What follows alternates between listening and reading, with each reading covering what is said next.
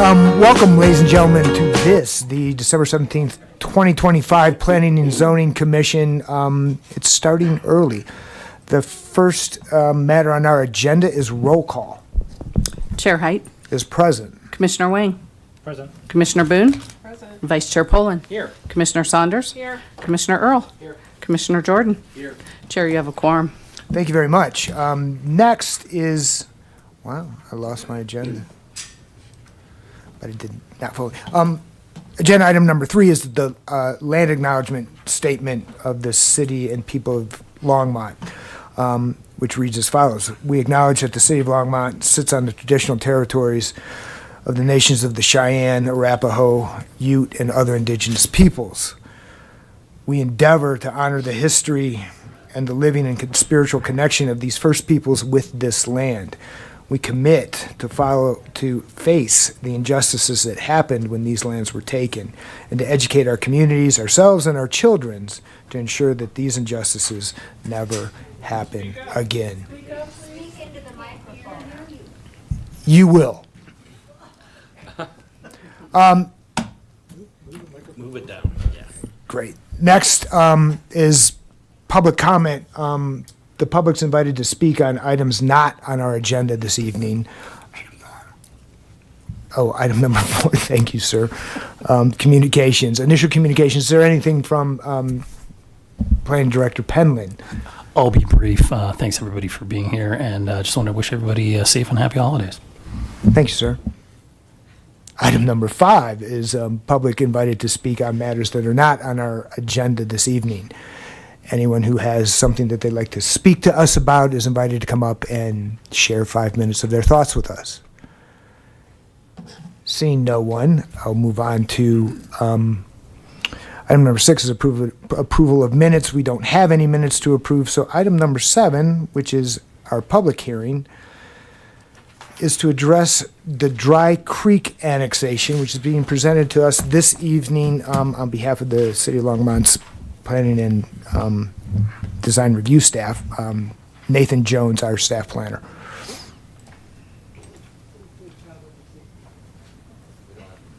All right, good evening, Commissioners. My name, once again, is Nathan Jones, and I'm one of the principal planners here with the Planning and Development Services Department.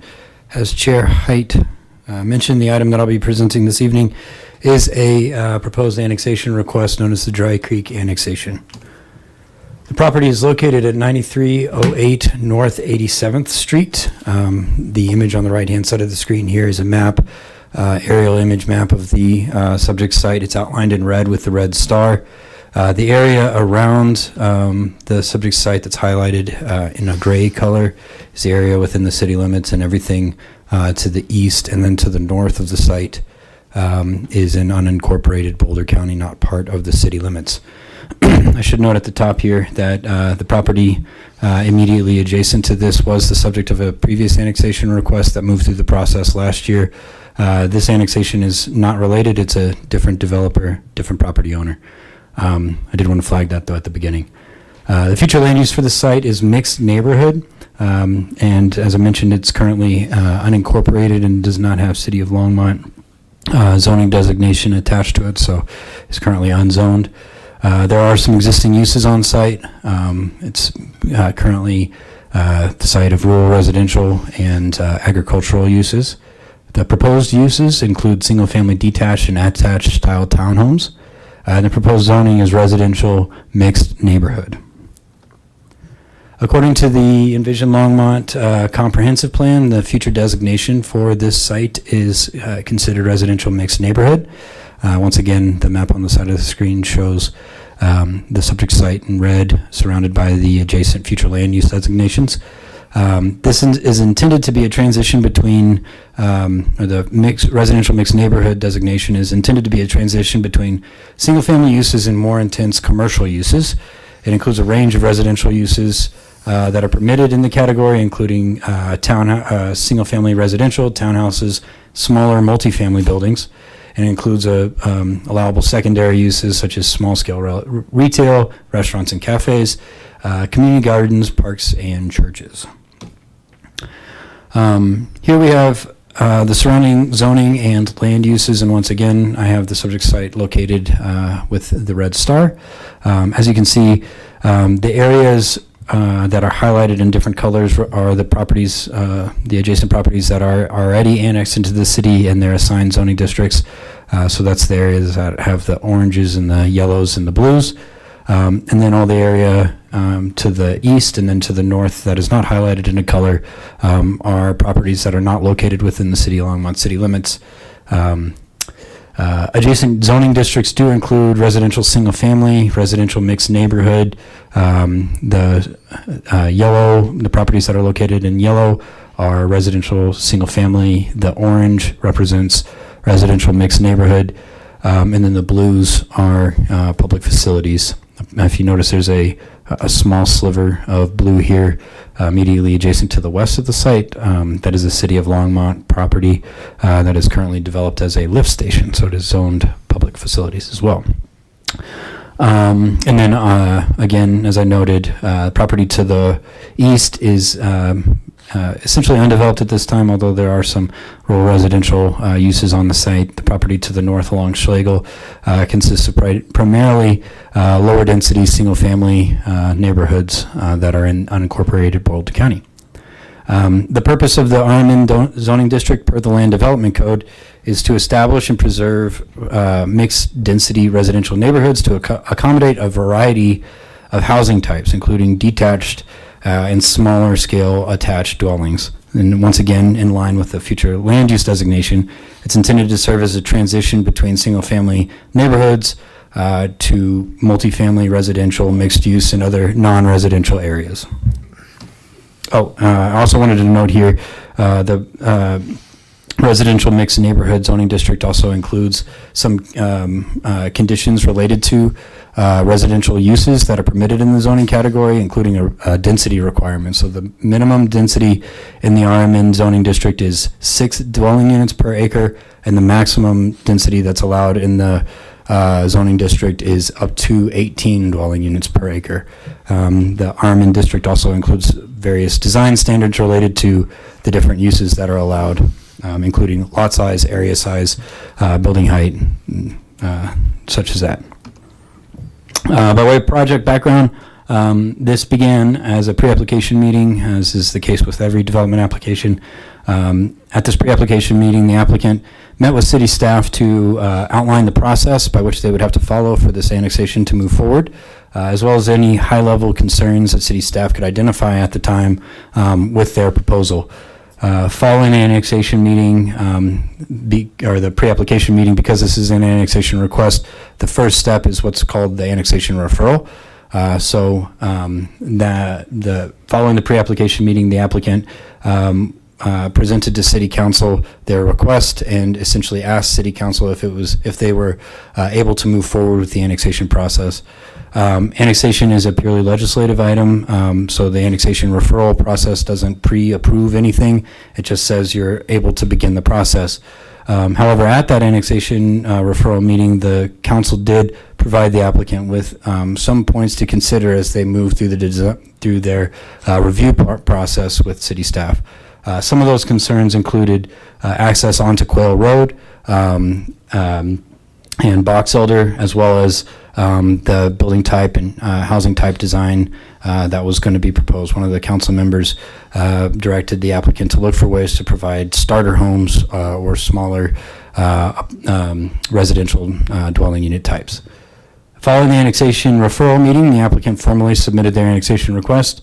This is considered a major development application, so the applicant was required to hold a neighborhood meeting. A neighborhood meeting was held. And at that neighborhood meeting, we heard from members of the community, once again, concerns about traffic onto Quail Road and Box Elder Drive, as well as concerns about potential connections to the Schlegel neighborhood to the northeast. There was also concerns raised about density, residential density that could be allowed here, as well as the different types of buildings that could be allowed. So essentially concerns with apartments or multifamily stacked type of dwelling units. So following the neighborhood meeting, the applicant moved forward with their the review of their application through the Development Review Committee. The Development Review Committee consists of city staff, so city planners and engineers, and fire personnel. Reviewed their application, made sure that we could identify any areas of the application that didn't meet the minimum development standards as established in the Land Development Code. We worked with them through a few different rounds of review until we were able to clear all of the outstanding comments that we had on their proposal, at which time we then scheduled the public hearing, which is the item before you all tonight. So now we get into the proposed concept plan. The concept plan is based on the RMN zoning district, and it allows only 3 of the permitted residential land use types that are allowed in the RMN district. That includes single-family detached, and then what I'm calling townhouse style attached and multifamily residential with conditions. We'll walk through those conditions here in just a second. It identifies 2 different planning areas. And then also, if you read through the concept plan that we included in the backup, it includes a note about the types, the mix of uses that would be permitted in each planning area. According to that note, only one of the different land uses would be allowed in each one. Overall, there could be a mix of different land uses, but each planning area would include one of those, so either townhouses or single-family detached. And then finally, it also shows the approximate location of the other features on the site. So connection points. So it's showing a connection point off of Clover Basin, a proposed future connection to the adjacent property to the east, and then a connection to Quail Road in Box Elder. The connection to Quail Road and Box Elder did come up as a requirement through the development review process. From the fire department, there was a fire code requirement that there be 2 points of ingress and egress for this site. So that's why the Development Review Committee required there to be additional access provided to Quail Road. There is no expansion of Quail Road proposed here to the Schlegel neighborhood. It also includes location of proposed detention ponds, approximate location of the pocket park. This being a concept plan, the actual location will be determined through a future development application once we actually go through engineering and site design. But it's just to establish that generally a pocket park will be located in the center of the development, and then detention would be located along the north. So to go through some of the proposed land use conditions that are included here, these 7 bullet points I outlined in the staff report, they summarize the I guess narrative statements that are in in the concept plan. And so I'll just walk you through them here. The concept plan allows for 3 different residential types: single-family detached, single-family attached, and multifamily. There are specific definitions that are included in the concept plan as it relates to these because they sort of deviate from the definitions that are allowed under the Land Development Code. Specifically, the Land Development Code currently defines single-family attached as up to 4 attached dwelling units that are separated by a vertical party wall. So single-family attached under our Land Development Code does not allow for triplexes, stacked triplexes or stacked fourplexes. It's intended for, or it only allows for attached townhouses that have that vertical party wall separation, but only up to 4 dwelling units. Multifamily includes essentially everything else. So it could include attached townhouses of more than 4 dwelling units, so up to 5 or 7 dwelling units. It also allows for stacked triplexes and fourplexes. And then finally, your traditional standard apartment building. So if you think of a 2-story or 3-story apartment building that consists of a bunch of different dwelling units, that would also qualify under our definition of multifamily. The next 2 points here are additional conditions on top of those allowed land uses that in some ways deviate from and are more restrictive than what the Land Development Code would generally allow. So for multifamily and single-family attached, these land uses are required, or these dwelling units are all required to be separated by a vertical common party wall, and they would all be required to be located on their own individually platted lot.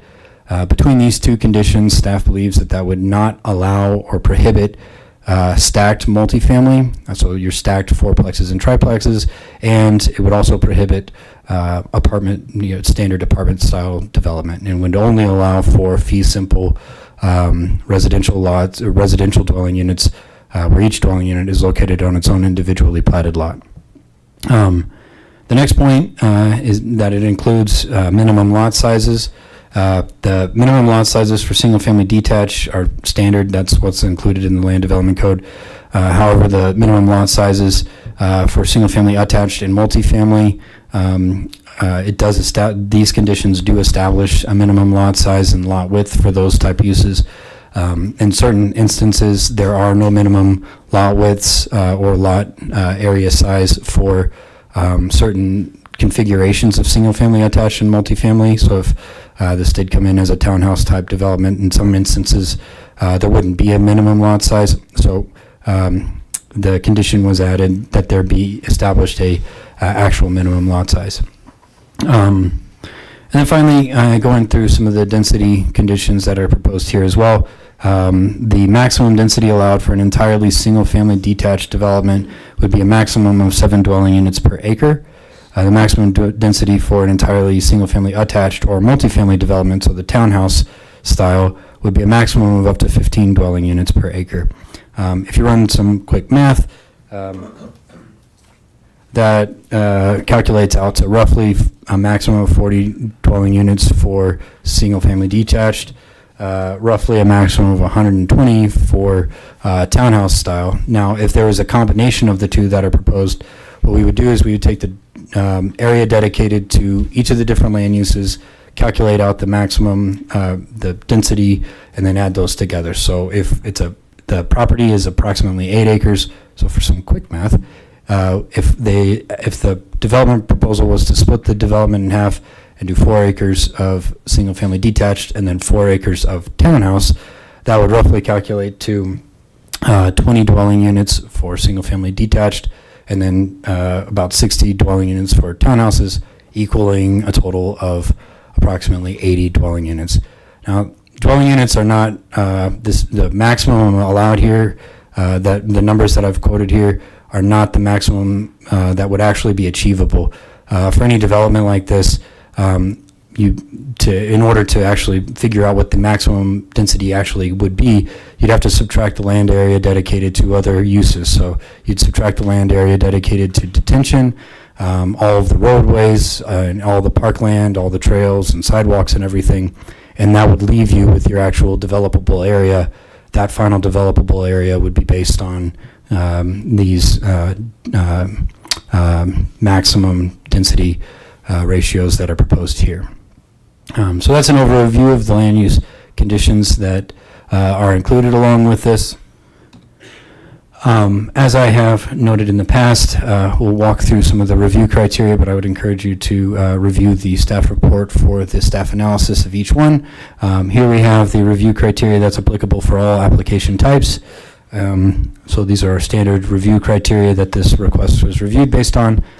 For annexations, there are additional review criteria. I have included them all here, but for the purposes of this evening, I think the two most important are going to be subsection C, that the proposed zoning is appropriate based on the consideration of the following factors: that the proposed zoning is consistent with the comprehensive plan designation of the property, that the proposed land uses are consistent with the purpose and intent of the proposed zoning district, and then D, that the annexation will not limit the ability to integrate surrounding land into the city or cause variances or exceptions to be granted if the adjacent land is annexed or developed. So essentially not to create any additional enclaves or areas that are undevelopable. In addition to the overall annexation approval criteria, there are some approval criteria or standards for what goes into a concept plan. So I've outlined the three here. A concept plan must show that there's an appropriate land use proposed. The concept plan is required to show utility and transportation design, including multimodal access. It has to be able to show that the applicant has mitigated any potential adverse impacts on surrounding properties and neighborhoods. and that potential adverse impacts on the environment have also been taken into account. So once again, staff has included an analysis of each of these approval criteria in the staff report for your review. Next, we'll move forward with an overview of the notice. So notice for the neighborhood meeting was provided on September 5th, 2024. Notice of the application submittal was provided on December 12th, 2024, and then the notice for this evening's public hearing was provided on December 2nd, 2025. That wraps up the majority of our staff presentation. Here we have the three different options before the commission this evening. First option is to approve, second is to approve with conditions, and the third is to recommend denial. So just as a reminder, the item before you this evening is a recommendation to City Council where the final decision would be made for this. So your recommendation, this is a recommendation to either approve, a recommendation to approve with additional conditions, or a recommendation to deny. Based off of our review of the request, staff is recommending to you that you recommend approval of the Dry Creek annexation as denoted in PZR 2025-15A. So once again, that concludes my presentation. Next up, we have the applicant who has a presentation as well prepared. Thank you, Mr. Jones. I'm going to step out of line ever so briefly and ask a quick question, I hope, which is that the complicated density requirements or density proposals for this project came from the city or came from the applicant? A little bit of both, of trying to figure out how best to address the two different proposed planning areas, and then how best to, address any variety of future development options here. So I think at the annexation referral, the applicant had noted that they are that this is part of a longer development process. So once we actually get into proposal for what the specific land uses would include at that stage, we would be able to have better idea of of which housing types or which building types would be proposed. So the intent behind those density regulations is to essentially create to better create direction for how we as city staff and how you as the commission, when you ultimately review and approve the preliminary plat, how you're able to review and make your final recommendation of those things. So It looks to me to be angled, if not bent, towards owner occupied. Is that an overall intent? In some ways, yes. So as an annexation agreement, the city council can add a condition that they be owner occupied. City staff has recommended not to include that specific language, just because what that would entail in the future is, for example, these dwelling units would be located on their own individually platted lot, which their own individual fee simple lot. If the requirement is that they are owner occupied, that would mean that any future property owner would never be able to rent out their house. So it just creates some different enforcement and tracking concerns that we had. So we proposed alternative language, which is that requirement that each dwelling unit be located on its own platted lot, to try to ensure that we get more to what the requested built housing types actually would look like. So again, trying to regulate away from apartments or fourplexes and towards townhouses or duplexes. To which I'll add and conclude and move on to the applicant. It's unique. I've never seen it before. Yes. And thank you. That now capped, we'll have the developer make its presentation to us.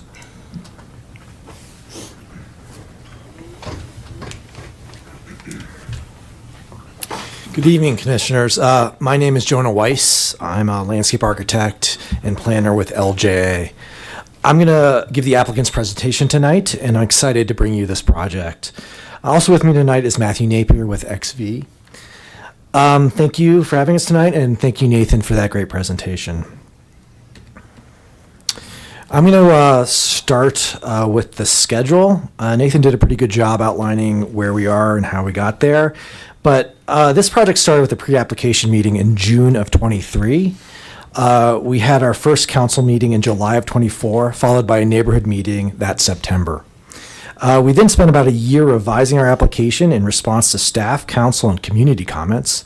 That brings us to tonight, which will hopefully be followed by 2 council hearings in the new year. After that, we will be complete with the annexation process. But this will be followed by an entitlement process divided into 2 phases, preliminary plat and final plat. During preliminary plat process, the architectural elevations, civil drawings, and landscape plans, and a more refined multimodal plan will be required. And during that preliminary plat process, we would have both a neighborhood meeting and a planning commission hearing. So this body will be able to review this project again with more specific information.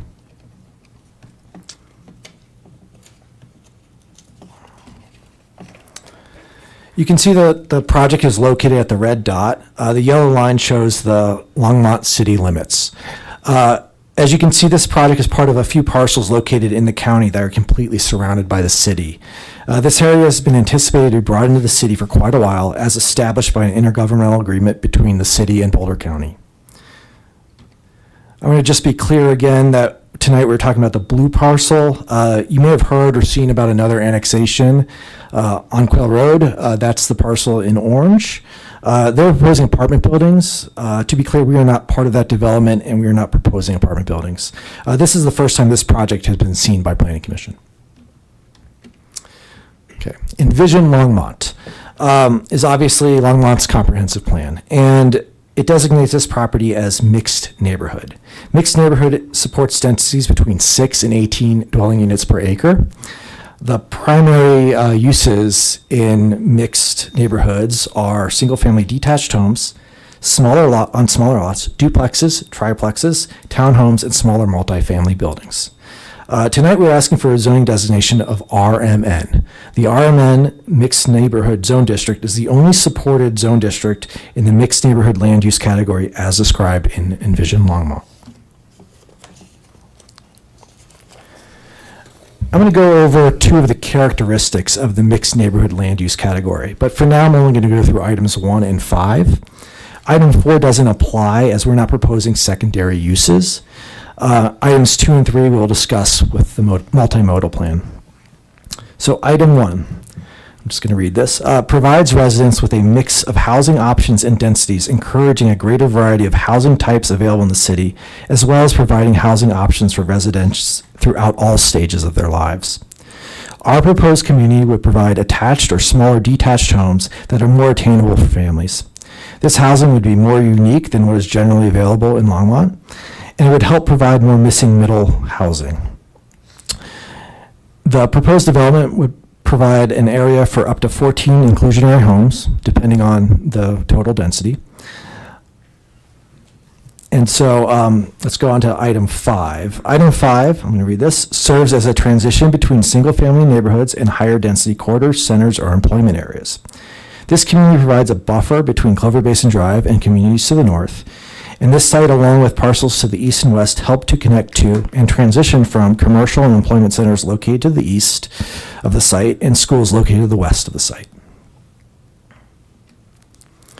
Similar to Envision Longmont, the RMN Zone District requires the same densities and the same uses.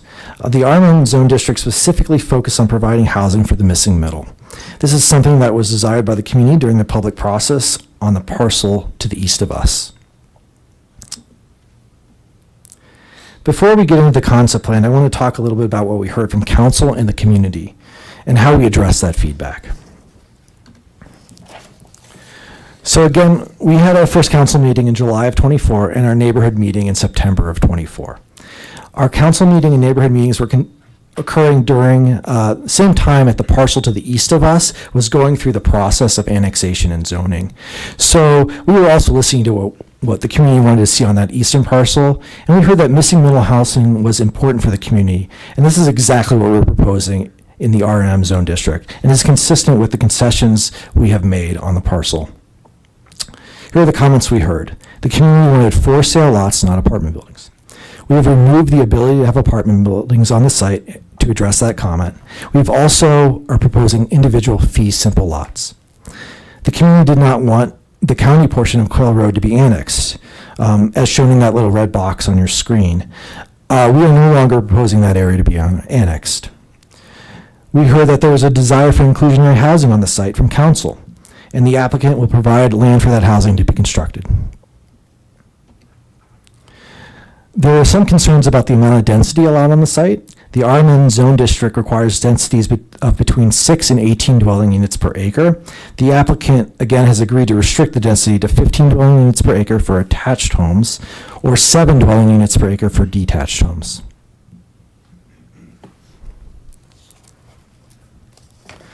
As Nathan mentioned, we heard that the community did not want a connection to Quail Road to the north of the project. We've been directed by Longmont that that connection is a requirement and that there's no opportunity to connect to Airport Road to the west. The comment in the red box is from the fire department stating that full movement access to Quail Road is a public safety requirement, and so we have kept that connection in our plan. Let's talk about the concept plan. We have about 8 acres, bordered on the west by Airport Road and the utility pump station. It's bordered on the south by Clover Basin Drive and on the north by Quail Road. The east of the site is currently undeveloped and located in Boulder County. As you can see, we have divided the site into 2 planning areas, divided by a road that works its way north from Clover Basin Drive to Quail Road. We are also proposing a pocket park and stormwater facilities on the site. Again, we are proposing single-family homes with a max density of 15 dwelling units per acre, or 7 dwelling units per acre, depending on the house type. Apartment buildings will not be permitted, and land will be provided for inclusionary housing. Let's briefly kind of discuss what we envision for the site as far as architecture. This is all conceptual and can evolve. So these images are intended to provide examples outlining the intent of the massing and bulk of the residences. These examples are not fully inclusive and may not be included as part of the final development, but instead are intended to provide an idea of what we are envisioning for the site. The Dry Creek development will comply with Longmont's residential design standards. The intention here is higher-end architecture that may provide different home types than what currently are available in the area.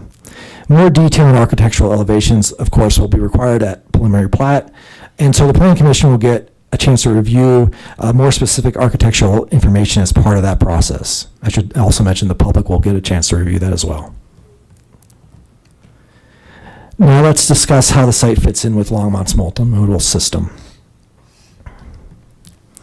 Here's our multimodal plan overlaid on the concept plan. As you can see, we have added some surrounding context and will provide pedestrian connections north through the site along with a potential bus stop at Clover Basin Drive. Sidewalks will be provided along roadways through and adjacent to the development.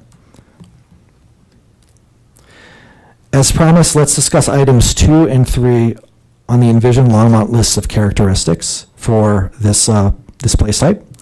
There are these two items, items 2 and 3, are both about proximity to services and amenities, such as parks and open spaces. When we zoom out a bit, you can see how this development works with the surrounding multimodal opportunities. And you can see we are part of a larger interconnected multimodal system. Our connections will permit folks to move north through the site and access the Dry Creek trail system and parks such as Willow Farm. It will also permit folks to head east along Clover Basin and access the commercial employment opportunities there, or head west to the middle and elementary schools located in that direction. These are all characteristics of the mixed neighborhood land use category as described in Envision Longmont. In conclusion, let's briefly summarize what you've heard tonight. This annexation meets the requirements of the state statute and the city of Longmont. Our requested zoning designation is supported by Envision Longmont. The applicant has agreed to provide land for the required inclusionary housing. The applicant has willingly prohibited the construction of apartment buildings. And the applicant will limit the density based on home types, but in all cases, it will be less than what would ordinarily be allowed in the RMN zone district. That's the end of our presentation. Thank you for your time, and we really appreciate you having us with what is very much a busy holiday season. Both Matthew and I are available for questions. Thank you. Thank you, Mr. Weiss. This matter is a public hearing, and the public now will be invited to come and speak. You'll be offered an opportunity to speak for 5 minutes. We ask that you introduce yourself and identify your residence. There's a sign-up sheet, which I think might not represent everybody who wants to speak, but the first name on the sign-up sheet is Chris Beck. If you'd like to come down and speak to the podium, we will grant you 5 minutes.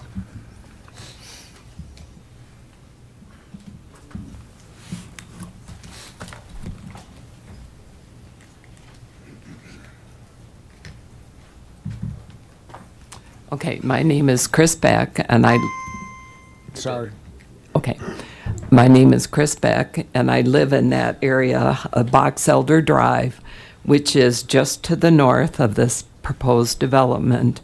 And I live on the drive that this development will exit into. So Just, if you could, just your street address quickly. 3519 Box Elder Drive. Perfect, thank you. Okay. So, first of all, I'll say I definitely appreciate the improvements made in the proposed plan versus some of the things we saw earlier with the other development to the east, as well as this one. I would ask that a little more consideration be made to reducing the density even further. Again, there's multiple concerns. Traffic on Clover Basin today is heavy. This is going to add to it, as will the parcel to the east when it's developed. So concern is understanding what is going to be done to handle that traffic. As we see east-west traffic on Nelson is exponentially increasing with the development to the north behind Target, and the same thing with Rogers Road. So our main east-west avenues are becoming more and more crowded.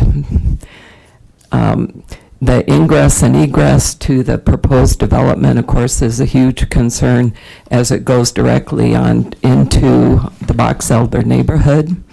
Predominantly older, some elderly, but definitely an older population in single-family patio homes with sidewalks on one side of the street, and that's all, with areas that we can park in front of our homes that allow only one car in front of our homes because of the narrow lots that we have. The concern is how is the parking going to be handled in this new area?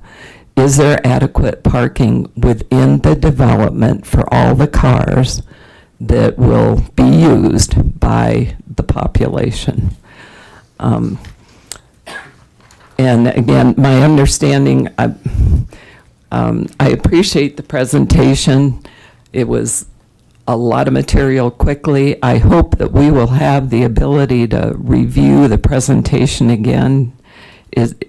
So I guess let me know if we can do that. But I want to make sure I understand again how the parking is going to be handled within the proposed area. And then the rental, my understanding is no rent, all the areas or all the units will be individually owned. The owner has the right to rent it out, but I guess what I'm hoping we're not going to see is some owner that owns, basically a bunch of the residential units that's going to turn around and rent them out as if they were almost apartments. So I'd like some confirmation that that's not going to be an end result of this, is a whole lot of rentals, because definitely a concern was that the area around it is all pretty much owner owned and, for the most part, owner occupied. And we would like to see the same thing continue to happen in this area. So I think those are, and for my benefit, and maybe others, I'm not sure what inclusionary housing is. Could that be defined? So I think those were primarily my concerns, so thank you. Thank you, Ms. Beck. As a primer, we don't answer questions, so thank you for raising them. We might see if we can address them, but we don't answer those questions. Next, I have Deborah, is it Lyford? Yes, it is. Thank you.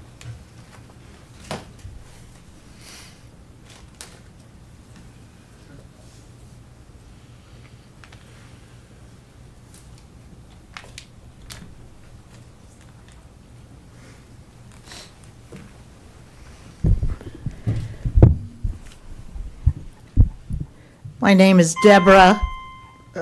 My name is Deborah Lyford. I live at 3527 Box Elder Drive, Longmont.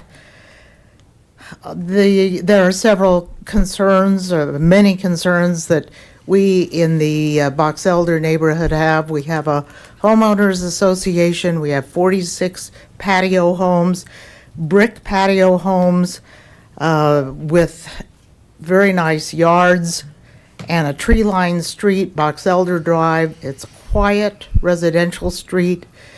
As Ms. Beck pointed out, it is primarily occupied by older people. You've seen Ms. Beck, you see me. We are among some of the younger residents in the neighborhood. We walk along the street. There's no sidewalk on one side of the street. Box Elder Drive is where this proposed development wants to allow traffic to exit the development onto Quail Road or go straight ahead to the north on Box Elder Drive. Box Elder Drive is has a stop sign about a block or block and a half to the north of where the exit from this proposed development would be. And then the only way out of the neighborhood at that point is to make a left-hand turn and go east and wind through the Buckthorn neighborhood to make one's way to the airport road. There are more residential homes, children, families, dogs that use the driveways and streets in that area. I think it would create some level of dangerousness to have lots of traffic, as I think there will be, going down Box Elder Drive and then winding through the Buckthorn neighborhood over to Airport Road. I'm asking that there not be any ingress, egress onto Quail Road and Box Elder Drive. If that's not possible, then I would ask that we cordon off Box Elder Drive, put up some kind of barrier so that traffic cannot shoot down Box Elder Drive and create noise, pollution, and danger for the residents who live there. And not only on Box Elder Drive, but as I've already pointed out, in the Buckthorn neighborhood as well. I'm asking you to consider that for a number of reasons. This is a less dense proposed neighborhood than the one that was proposed on the approximate 18 acres to the east, but there's open access back and forth. You could see on the map that was presented that you can enter on through an open road from one development to the other. So this very dense 18 acres that was proposed can empty out into this neighborhood, this development, and then out onto Quail Road or Box Elder Drive. So the number of vehicles is going to be large. The number of people walking dogs, walking and coming into our neighborhood there on Box Elder is going to be large. There'll be lots of pedestrians and lots of cars and lots of opportunities for accidents, injuries, and other problems. We do not want the traffic from this proposed development to enter our neighborhood. We're asking for a solution and for you folks to help us come up with one so that we can have some other way of getting traffic in and out of this proposed development other than down our quiet and unprotected street. Please give that consideration. Thank you. That was perfectly timed. Thank you. I planned it that way. Greg and Carolyn Grossman, you're both invited to speak, but one at a time, obviously.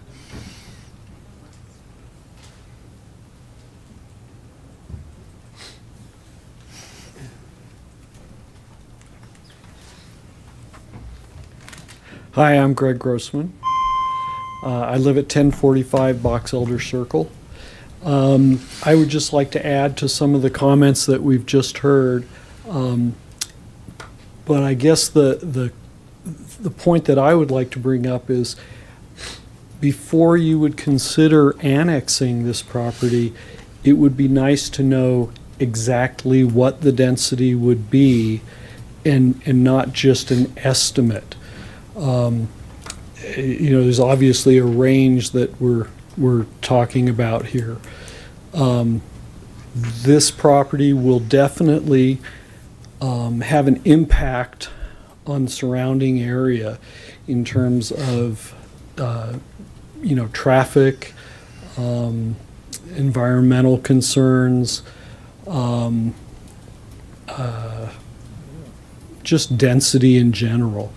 In the previous discussions about the parcel to the east of this, there had been suggested that instead of access onto Quail Road for traffic, that there would just be an emergency access just for the fire department or emergency vehicles.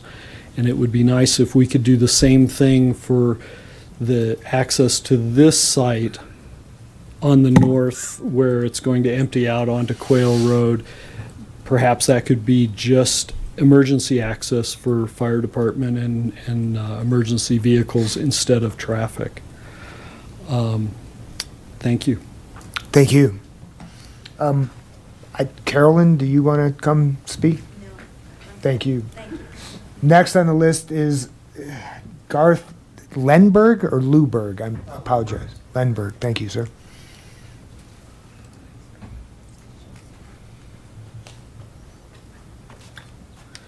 Hi, I'm Garth Lindbergh at 1121 Alder Way, and thanks for your time on this. I live about 3 houses to the north of basically the water pump station. The things that I would bring up is I think it'd be good if it was required to be owner occupied so it doesn't turn into something where people are buying it up and then it essentially just turns into an apartment type atmosphere again. I'd be curious as to what's going to happen along the parking along Quail, if that'll be overflow parking for this area. And I'm kind of with the previous speakers that if they had it to where it was locked for emergency use where the fire department could get through on that point, that'd be a better use and it wouldn't impact those retirement homes that basically have no traffic in that back area, and it's kind of designed that way. With that in mind, I would think that on Clover Basin that really it needs to be widened or something to handle the traffic. And seems like this, I'm going to guess that the 8902 Quail Road to the right really needs to kind of be planned out and decided what's going to happen before this one happens, because you have those tie-in roads that are dependent on it. So that's just kind of my 2 cents. It seems like the two are kind of married to each other as to how one affects the other and what happens to Clover Basin. So thank you for your time. Thank you, sir. That exhausts the names on the list of people that signed up. If there are any other members of the public that'd like to come up and speak, please do so now.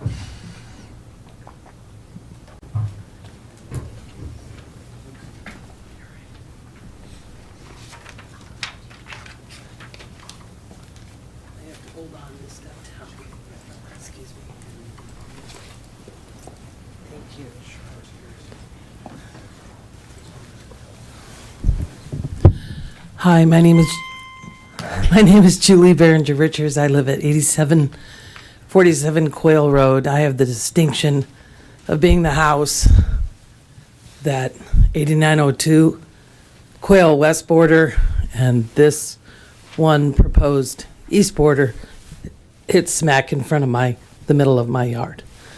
I'm at the dead end of Quail in the Schlegel neighborhood, and we've lived there for 26, almost 27 years. And I have a lot of concerns that are similar, adjacent to what people have spoken about for the larger parcel as well as for this one. I think probably because I am who I am, my biggest concern is wildlife and the impact on the environment.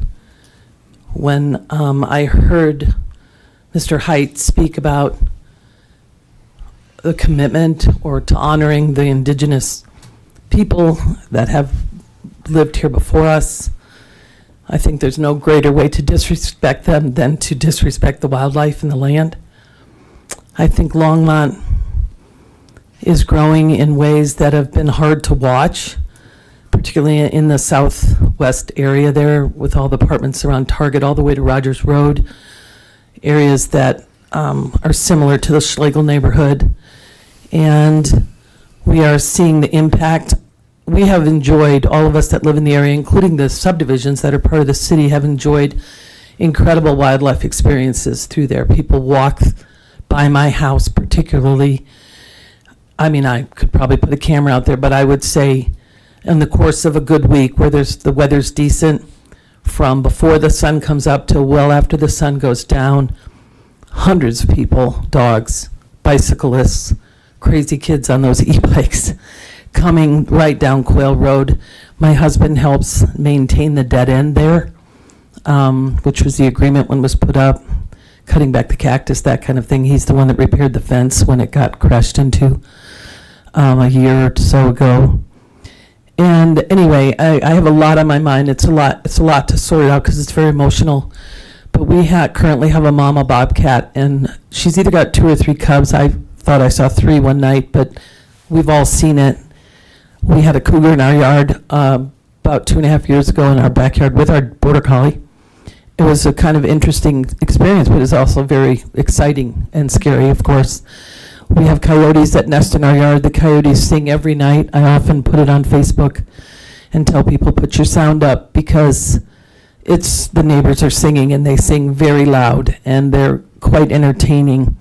And I just feel so privileged to live on the edge of Longmont and yet have this community, Schlegel neighborhood, which is quite the hub for wildlife that also passes through the surrounding neighborhoods. I know that I can't stop the annexation.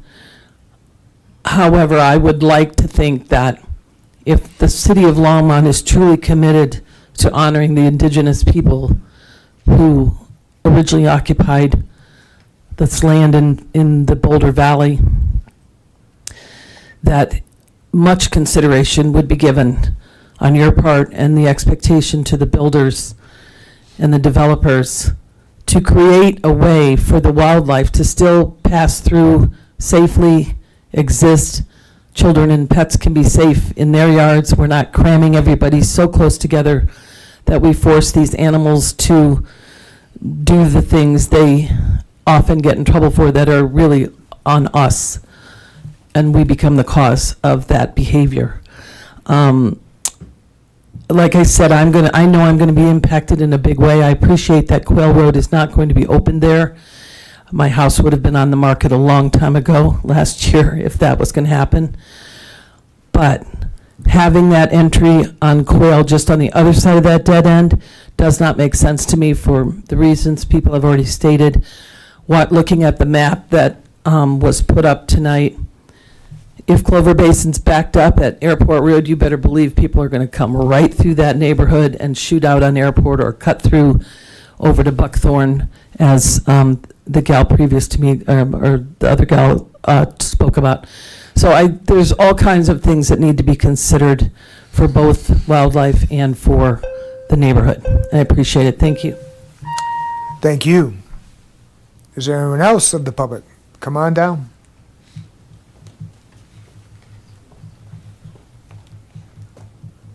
Hey, Katie Filkins. I live in the Schlegel neighborhood, 9615 North 89th Street. I think this place is obviously going to grow, and this is an important part of growth. What I would really like is for it to be possible for us to, like, the annexation process to be narrowed down to, if it's going to be developed into this MN zoning, that we really narrow down this developer to these specific 7 units to 15 units rather than a general annexation. If that's possible, that's huge. Now into the neighborhood right next to me, they walk through my neighborhood, the Box Elder neighborhood. We say hi to each other all the time.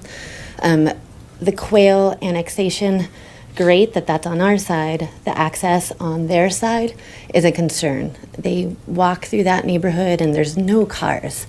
So Deborah Lyford mentioned if this has to happen due to the fire department's recommendation that they have to have a second access, could they box off that neighborhood so that there's no access? Now that would limit their access to a whole nother winding route to get to their home. So keeping that in mind of what that would do. I understand the fire department says they have to have the second access. So if this does go through annexation, number one, could we narrow it down to making sure, and you put it in writing somehow, 7 units to max 15 units, and then if they access that Quail Road to them, could we somehow protect that neighborhood so that they cannot actually go through there? And lastly, the neighborhood to the east, that's supposedly the 18 acres that's going to be annexed as well, they cannot have access to this lot. So that's the 8903 Quail Road annexation. If that amount of people come through them, out to them, I mean, that's just a danger to society. Like, people are going to die. So again, could we make sure that the annexation of this property does not meld with the annexation of the 18 acres east of that to put that community at danger? That's my whole 2 cents. Katie Filkins, thanks. Thank you. Is there anyone else who would like to come speak? Indeed, there is.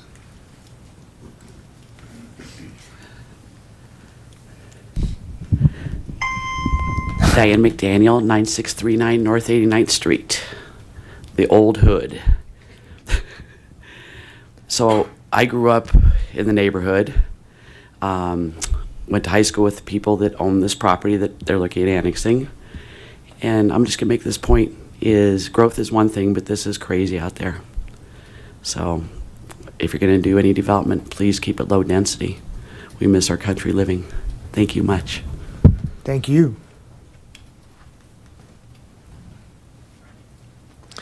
Any others? Going once? All right.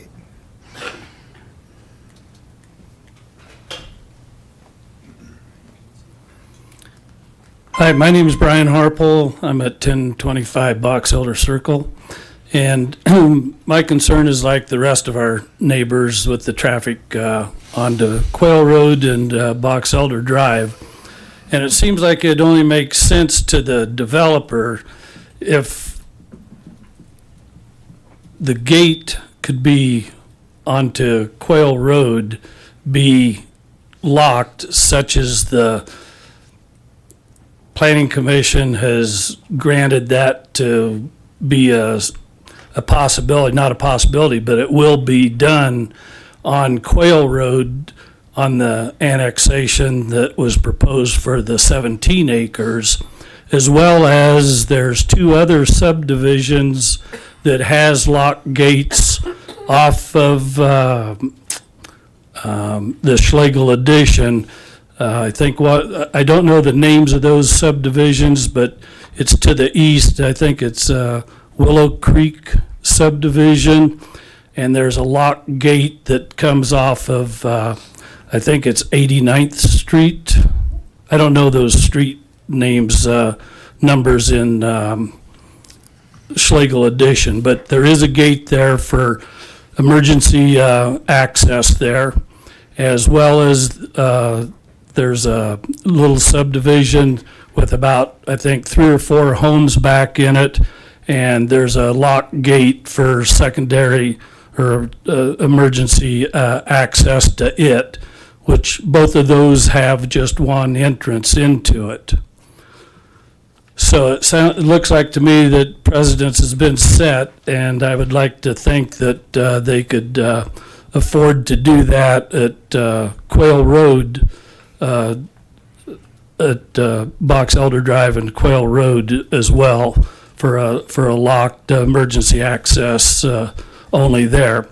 And I believe that would even be a benefit to the division or the subdivision that's being proposed, to eliminate traffic running through their neighborhood, which can be accessed from the east when that development does take place, because it's showing on the description there, their map, that there's a connection between theirs and that east subdivision. So there's a bunch of traffic that's going to be going through there. And the homes that they are showing, single family, if it's on both sides of the streets with garages access backing out onto the street to be able to leave their home, is going to be some congestion as well with the traffic. So it would really behoove them to have traffic flowing through their neighborhood, creating all that congestion as well.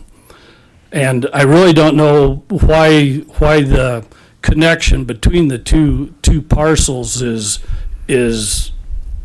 taking place there.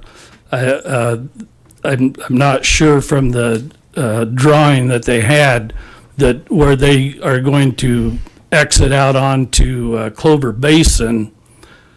Is that going to be right on the property line, or is it to the west of the property line of those 2 parcels? It doesn't show anything very, very clear. But believe me, people will be looking for a shortcut. And as the lady before me mentioned, or the second before me mentioned, people will be running through there like gangbusters. They'll be like sheep. When one goes, they all go. So it's going to be some heavy congestion through there and cause a lot of distraction. But I think the answer to the whole problem would be if we could just have a emergency vehicle access off of Quail Road into this 8-acre parcel with a locked gate that they could access through that. That would solve all the issues that we've been talking about. Thank you for your time. Thank you, sir. Are there any others that would like to come speak? Seeing none, I'm going to close the public hearing aspect of this and turn it over to other members of the Planning Commission for further discussion.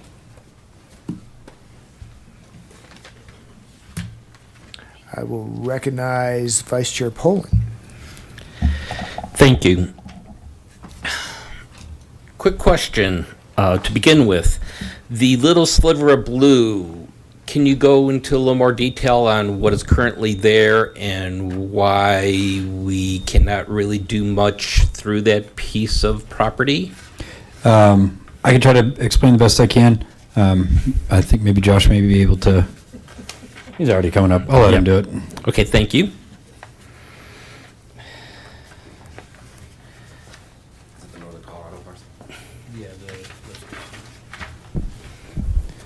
Good evening, Commissioners. Josh Sherman, Engineering Administrator with Public Works. The parcel immediately to the west of this subject parcel is owned by the Northern Colorado Water Conservation District. So it's, I believe, as Nathan mentioned in his presentation, it may be zoned public use, but it's not owned by the city. It's owned by Northern Colorado. And they do have a facility there that they own and operate. So it's, I would view it as effectively a private parcel. Okay, thank you.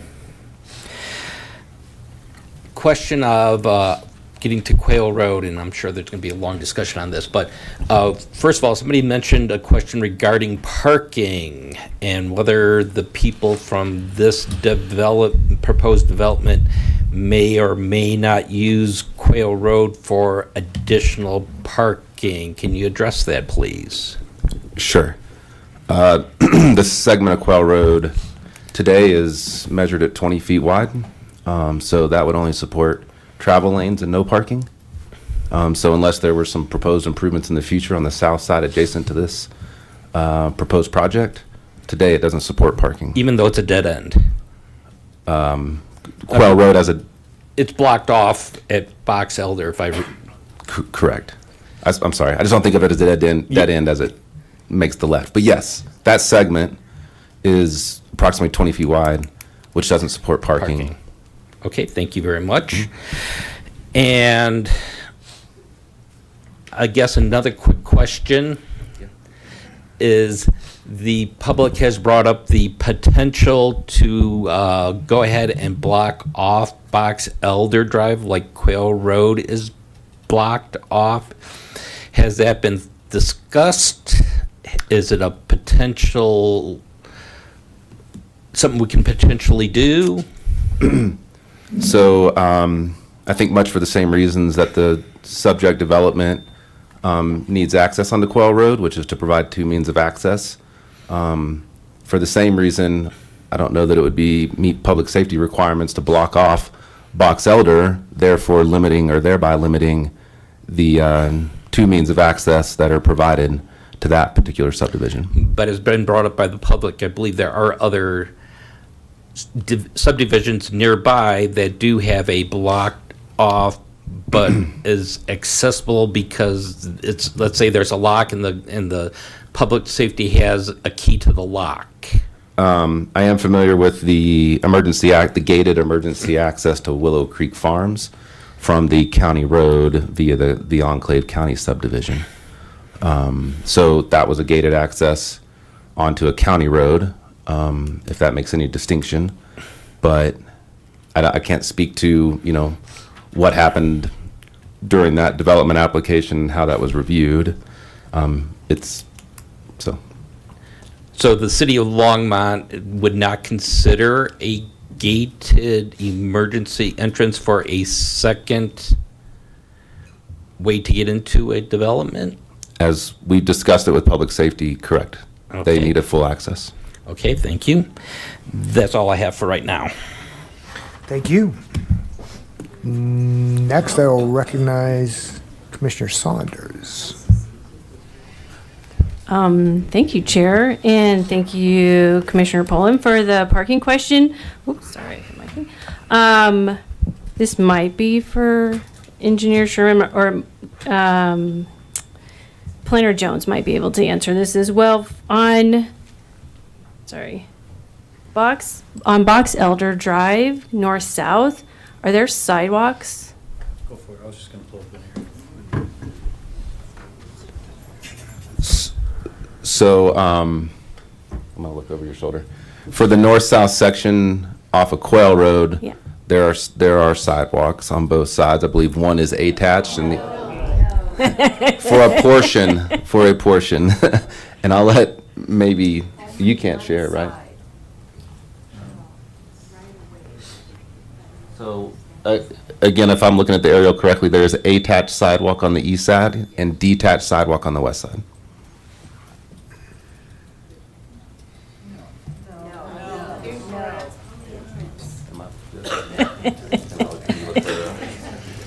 He's gonna get scared. You're gonna throw stuff at him. I need to get a satellite on here. Yeah, you need a, Where's you satellite? need a, So Box Elder Circle is a different condition, but Box Elder Drive, as I'm looking at it, has sidewalk on the east side attached and sidewalk detached on the west side. So if I wanted to walk from Quail Road up north, Box Elder Drive, to the connection, Box Elder Drive, could I walk continuously on a sidewalk and not have to walk on the street? One side, you can walk on the sidewalk without walking in the street currently. And Commissioner Hyde, it might be helpful to remind the audience that the public comment section is closed. Oh, yes. I will We- rein yes. it in a minute. Thank you, sir. We do appreciate the help, but we do have to keep it PC. Okay, so Josh, you're telling me there's a sidewalk along Box Elder Drive, at least on one side of the street. I can't get to Satellite, I can't see it, sorry. there's a sidewalk on two sides of Box Elder Drive. And I do not, if I'm walking my dog, I do not have to walk in the street. Ladies, okay, ladies and okay, gentlemen okay. of We'll the, get there. of the We're- audience, we're getting to the facts. This is a We're dialogue getting there. between the commission and staff. Yeah. Okay. We appreciate that you want to speak, but please don't. Okay, while Thank you're you. working on the sidewalk question, can I ask a secondary question? Okay, so Okay, no, go ahead.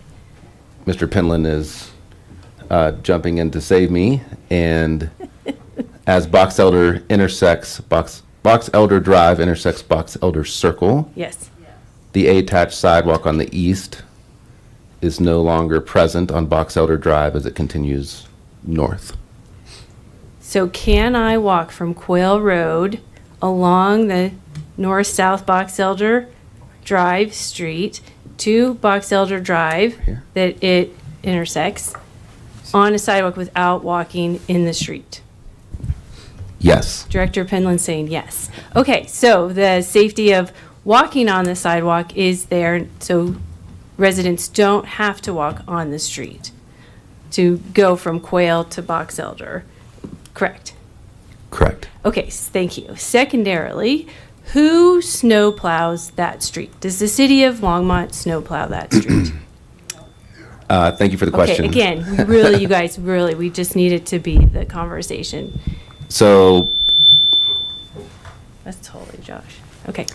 Box Elder Drive, as well as that segment of Quail Road, are public rights of way. These cities, why it's doing that? Operational snow plowing is that we prioritize snow plowing on arterial and collector streets first.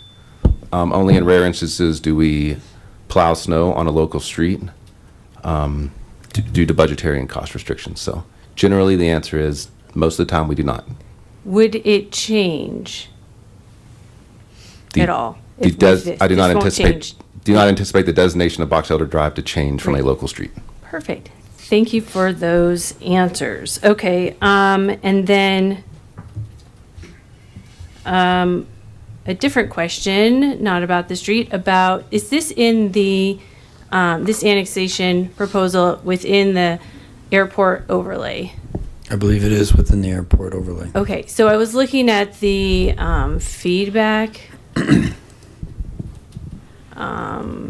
from other departments, and in the emails, it says from Jeremy Novak from Airspace and Procedures that in regards to the proposed construction project, Dry Creek annexation, they didn't, it was the wrong department that we were asked, that the city was asking for information to see if this was going to be in the obstruction evaluation airport airspace analysis. And asking for the applicant to then talk to a different office. Has anyone heard back from the FAA on their opinions, comments for this annexation? I don't believe so. Okay, wouldn't that be a part of it? Wouldn't this applicant need to hear back from FAA about obstruction evaluation of this space on an overlay area.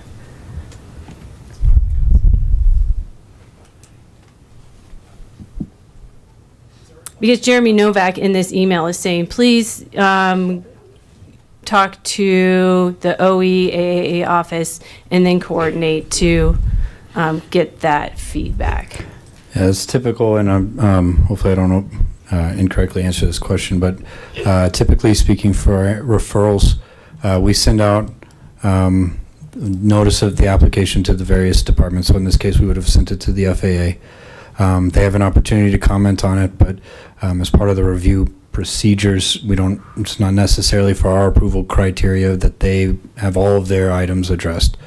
It's on the applicant to ensure that as it relates to the FAA requirements, that they address all of those requirements, again, as they continue on down the line.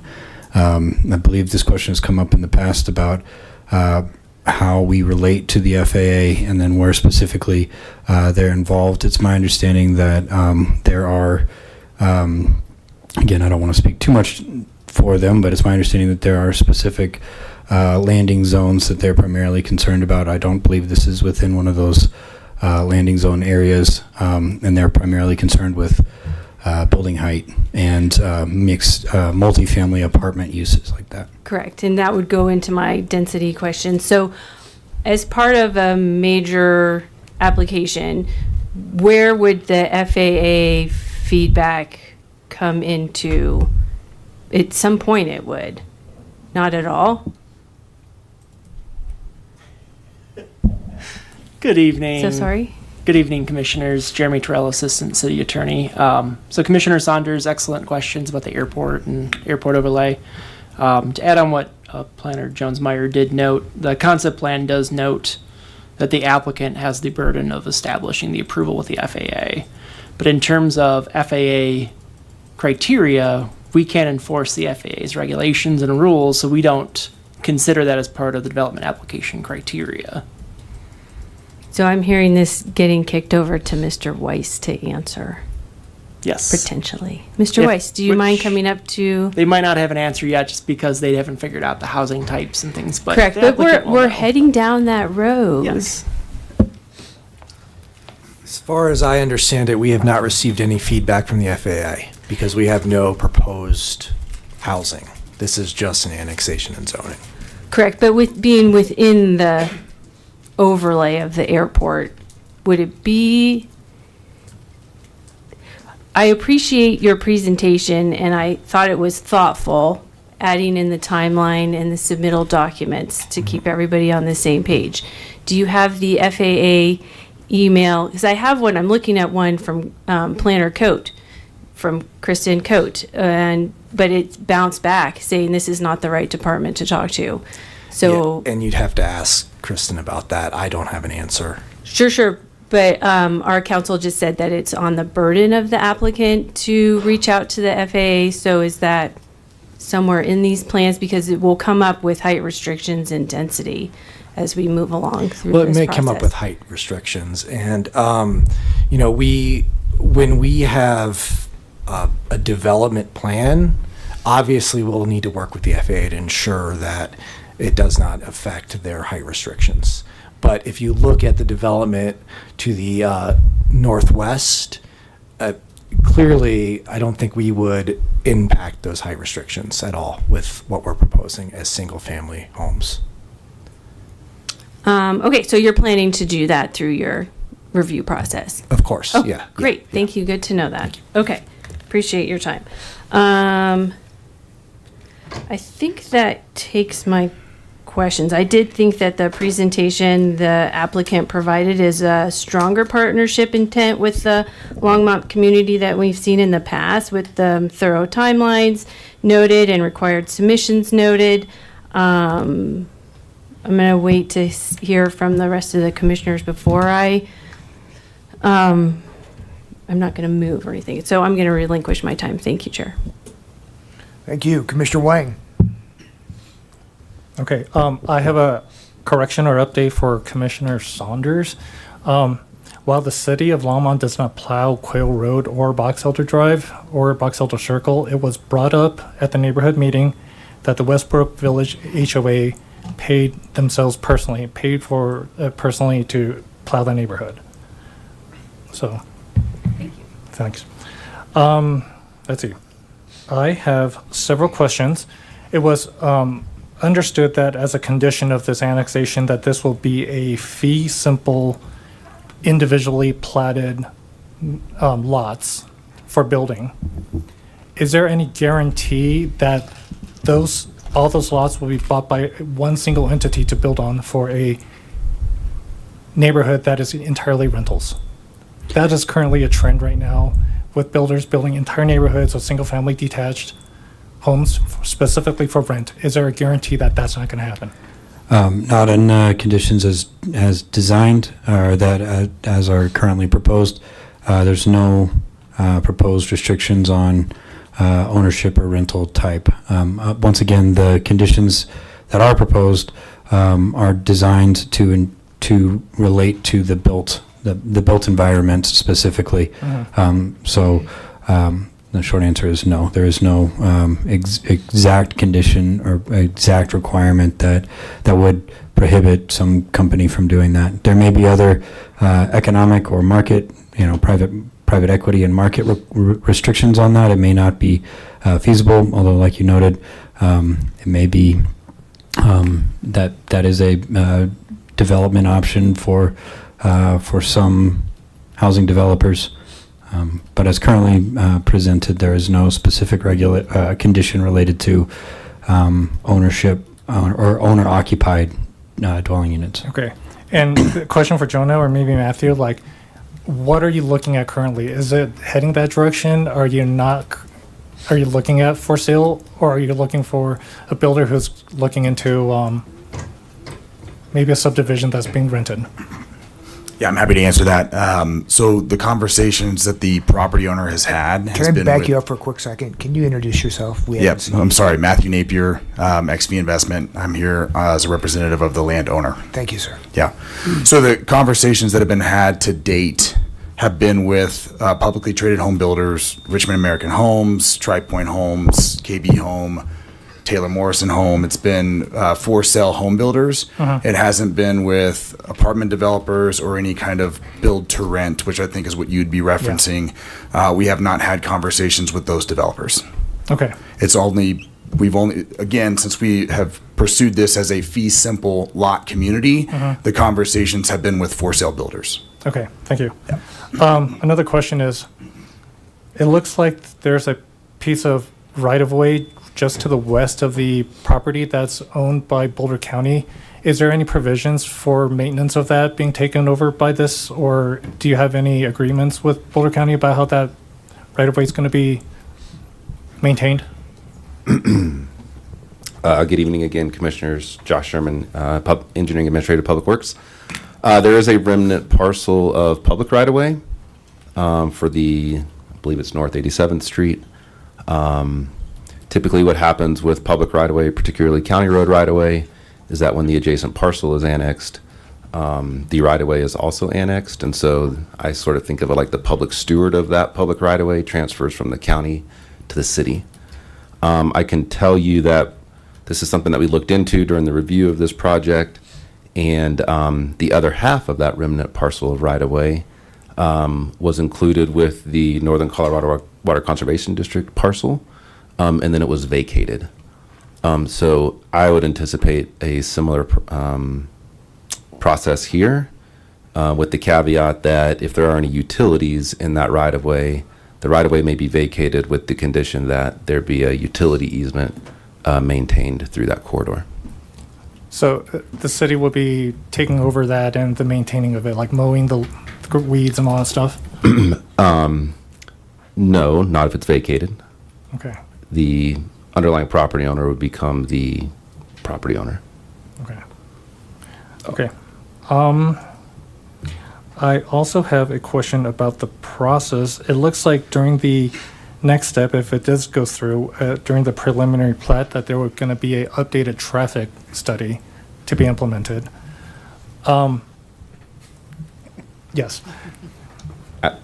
It looks like the updated traffic study, is it possible to put in a condition to have the traffic study look at the area holistically, including the future traffic coming in from 8902 Quail, since those two neighborhoods might be connected? I'm going to phone a friend and defer to our traffic engineer, Caroline Michael. Because right now we're looking at ask this her to help answer. piecemeal, right? There's one over to the east and this one. Mhm. And that's going to affect each other, especially if there's connections. Is there any way to mandate a traffic study looking at the whole piece, like the traffic holistically? Commissioner Wang, yes, that would be included as part of the background site constraints. Whichever one would come first would kind of have to account for the other one. Right now, I haven't really heard anything about the 8902 Quail Road property developing in the near future, but yes, we could certainly ask in the scoping process for them to consider future development. So then would it be whoever gets developed or who gets in line first would not be looking at that? The second person who gets into line would have to do the whole traffic study with the whole region? Well, it kind of depends on the timing. So, I mean, if one parcel is already built out and they were doing traffic field counts, then they would be capturing that build out for the people who already live there. So it just kind of depends who comes first, but either one would be required to. So if both of them are factor in future development. But both of them are still under development or under research, and none of them has been built yet. True. Are they going to look at each other? Yes. Okay. We can at least ask them to go, because there was actually a traffic study completed for the 8902 Quail Road property. Mhm. So there's at least some idea of what would be going in there. But that doesn't include this True. 9308. Yes, so what we have, so the traffic study included in the packet was, I'm trying to remember, it doesn't include, so it was piecemeal, but they would have to submit another one. Okay. But I think the next step in the process would probably be preliminary plat. So yes, they would have to submit a new traffic impact study because the field counts would be out of date anyway. Okay. I just wanted to make sure that, like I said, when preliminary plat comes in, we want to look at this whole traffic study as the region because there's a lot of changes going on right now. Yeah. Understood. Okay. Thanks. That's all the question I have for now. Commissioner Harris, Earl, jeez, crazy. Thank you, Mr. Chairman. I'm going to do my best to group these so that you guys don't have to keep standing up and sitting back down, but I'm probably going to fail, so I apologize. So I want to start with the concept plan. And there's two planning areas in the concept plan. There's a note on there that there's one type of housing in each area.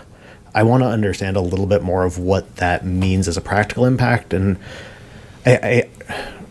there's both the comment about, we have multifamily, single family attached, which the developer's treating fairly similarly, even though they're technically different in the code. So I want to understand if one of those or the other is allowed, or a mix of those, and just how that restriction works a little bit. Yeah, so I would include both single-family attached and multifamily as the same land use type for the purposes of that question. So for planning area 1, for example, can either be single-family detached or the townhouses that we're describing in the earlier conditions. Planning area 1 could not be a mix of both townhouses and single-family detached. However, planning area 1 could have single-family detached, and then planning area 2 could have the townhouses, which would equal to a mix of uses for the overall development. I guess I read the language a little bit different than that, except that makes logical sense to me. I read it as you have one housing type selected from the allowed housing types, and the housing types allowed are single-family, detached, attached, and multifamily. So I want to make sure we understand that. That might, Jeremy, I don't know if that's you or the applicant, but just want to make sure I have clarity on that. Is there any restriction on the developer choosing to do a single type of that housing throughout. So either single family detached throughout, multifamily throughout. Is there any restriction on that? No, they can do, both planning areas can be the same land use type. Okay. There is the comment about affordable housing units can vary from the dwelling. And I want to understand that part of it. And, you know, we talked, there was a little bit about inclusionary housing. There was a comment from the community trying to define that a little bit better. And I want to understand that a little bit better myself. Sure.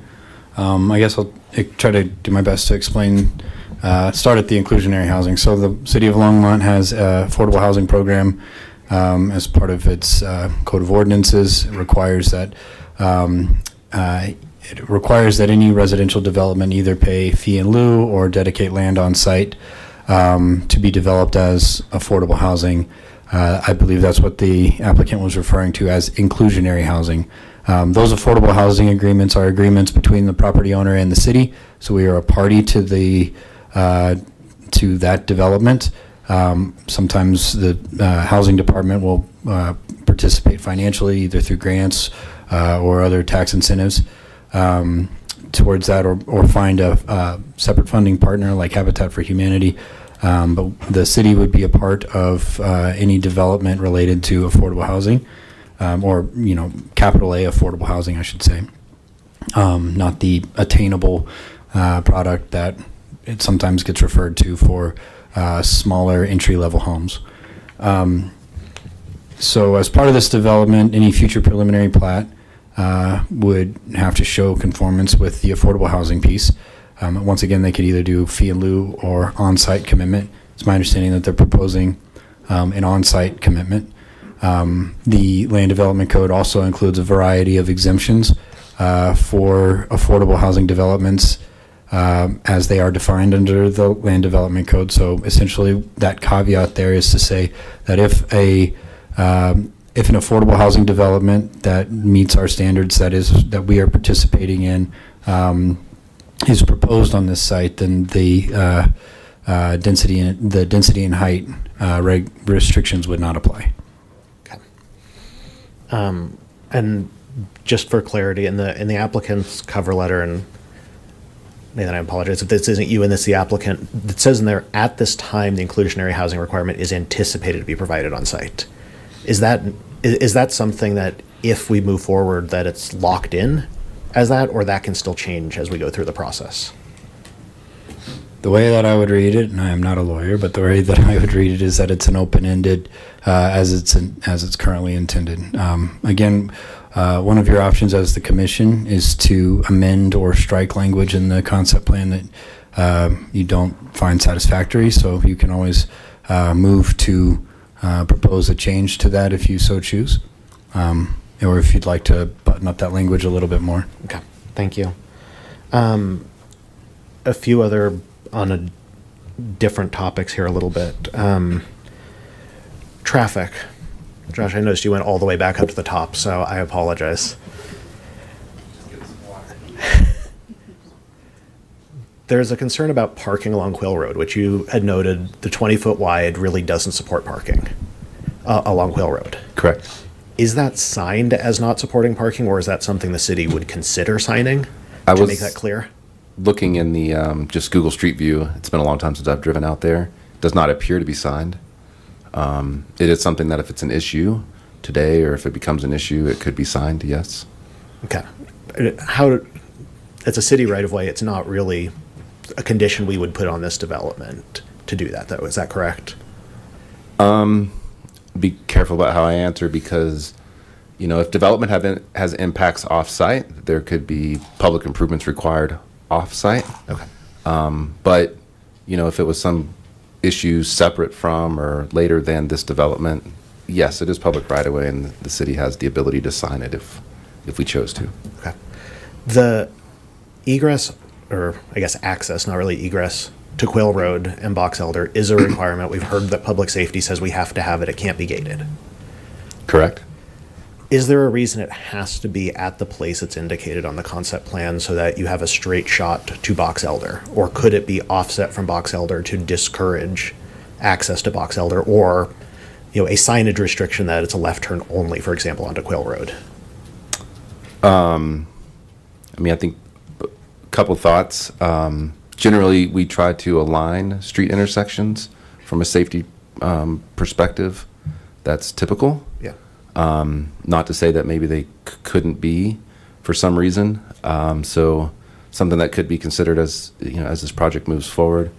And again, as it relates to it being a concept plan, there is some flexibility, and these are sort of just large arrows showing generally where access is planned to be. So I'm not sure that because the arrow's shown where it is today, although it does seem to make sense to align with the adjacent north-south roadway, that we're locked in to that it couldn't change in future development applications if that were necessary or warranted or directed. Yeah. So I guess how would that, recognizing this as a concept plan, we're not solving this tonight, regardless of the decision or the recommendation coming out of this body. How would that work when we get into a preliminary plat of either, offsetting that, which I recognize is less than ideal from certain aspects, or restricting traffic flow onto Box Elder? I don't know how to answer your question. How would it work, or how would it come to fruition? I guess how could we as a planning commission make sure that concern and criteria is ultimately applied as we go through approvals here?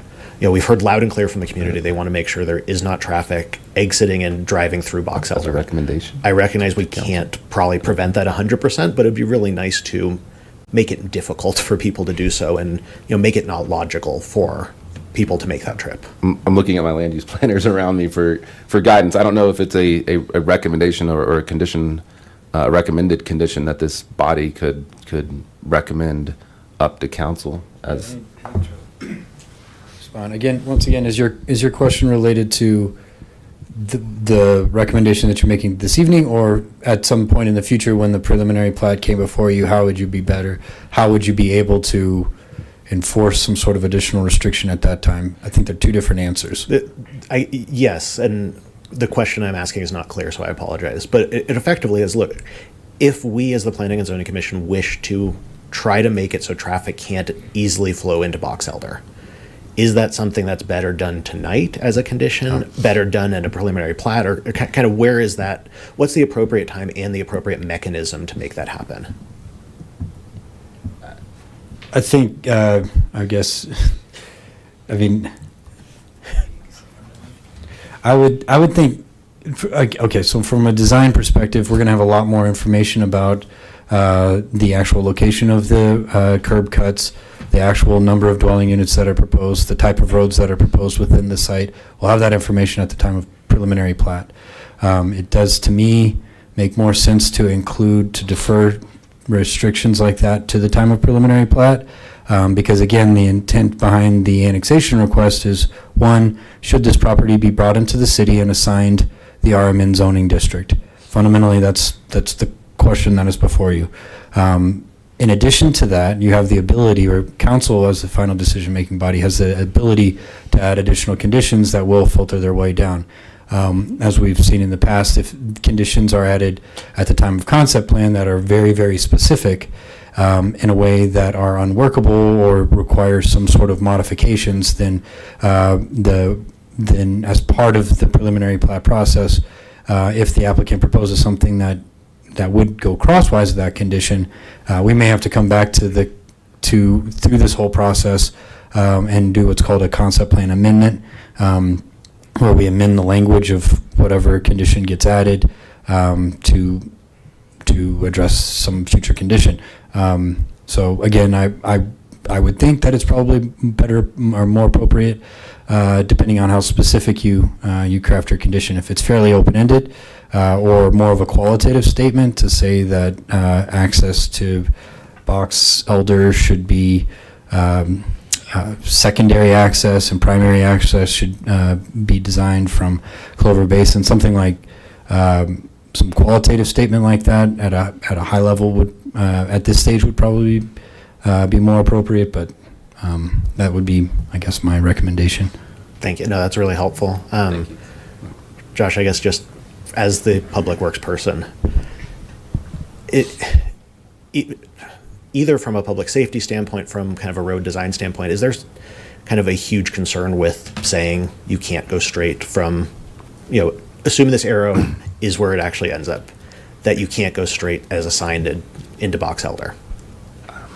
And not saying are we putting the restriction in place, just like as a design standpoint, how do we feel about that? I would answer the question by just trying to describe to you what Box Elder Drive is. So it's a 2-lane section with parking on 2 sides, which meets our minimum criteria for a local street. And see if Caroline's back in the room. Oh, you are, sir. We could maybe think about like what are the average daily trips on a local street, and would that be exceeded in this condition? I can think of a lot of local streets that probably see more traffic than this, certainly, just due to their location, their length, their, access points. So trying to answer your question by just informing you on like, what is the condition of Box Elder? It is a local street that meets the minimum conditions of a local street with parking on 2 sides. Okay, thank you. Yeah. And then one question for the applicant, and I will be quiet for a minute. But thank you, Commission, for indulging all of this. The floor is yours. There was a question raised from the community about the wildlife impact. There is no reference to wildlife impact in the environmental site assessment whatsoever. I'm not asking you to answer something in the environmental assessment that doesn't exist, but how do you guys think about making sure that the ultimate construction design does do what it can to minimize impact on wildlife? Thank you for that question. And so as part of any kind of development, typically a wildlife impact study is done. And that was done on this site about a year ago. And no significant wildlife was observed at that time. And so my understanding is that that will be refreshed as we move forward in the process.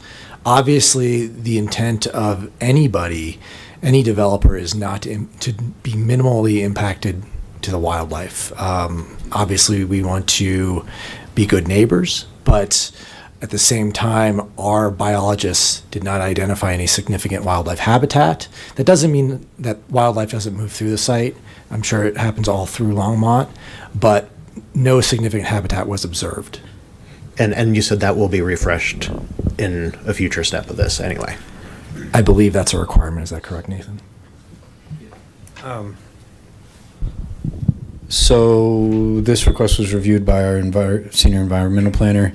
There are certain species that are protected, and it's my understanding that those, to reiterate what the applicant said, no like raptor nesting sites or anything like that were identified on the site.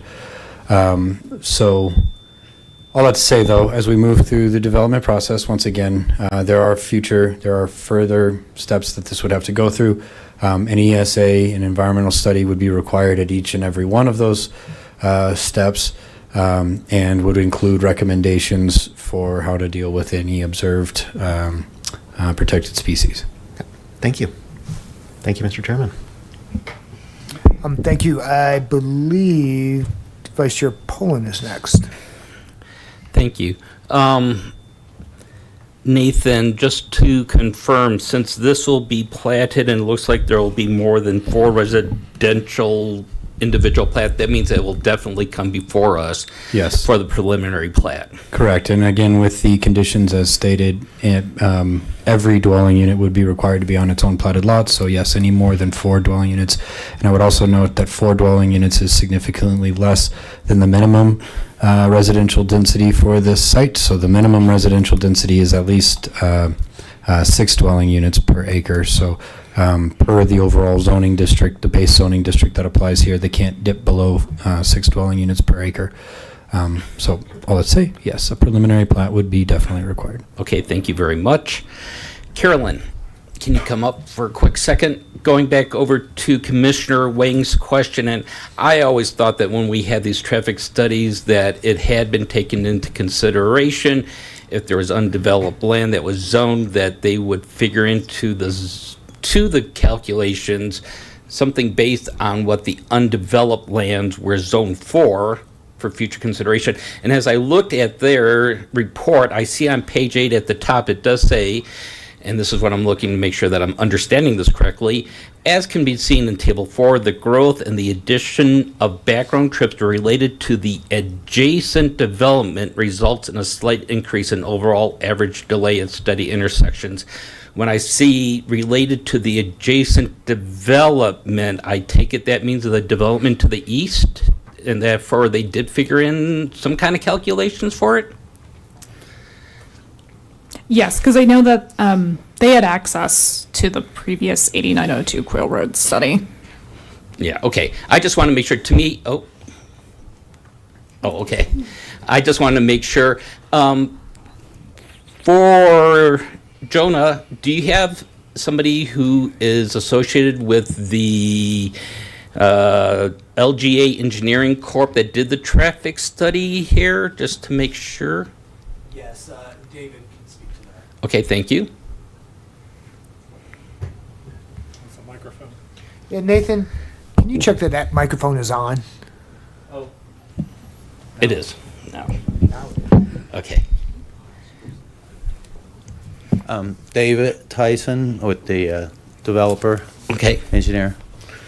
So what was the question exactly again? The question is, on the traffic study, a question has been raised whether or not takes into consideration the traffic that will be generated if the plot of land to the east is developed. So I see that it basically says we are anticipating this for the year 2027 and the year 2050. So for the year 2027, is it taking into consideration that there will be some development on that plot to the east? Our report did not take that into account. It was discussed whether or not we put that in there, but because it is not annexed or zoned yet, the way I understand it, we were instructed not to put that in our current study. Okay. Thank you for clarifying that. That's all I have for right now. I will now recognize Commissioner Jordan. Thank you, Chair. Couple questions here. First of all is about the ratio of allowed types of housing. I assume we do not have any requirement that there is any sort of ratio between single-family attached, detached, multifamily. So under the conditions that are proposed, there is no ratio between the two different land use types. Okay. And I'm sorry, I'm going to be jumping around a lot. The next question I had was about the bus station. It sounded like there would be a proposed bus station on the north side of Clover Basin to the south end of this property. Is the builder responsible for putting that in? Does RTD have to conform to it? How's that work?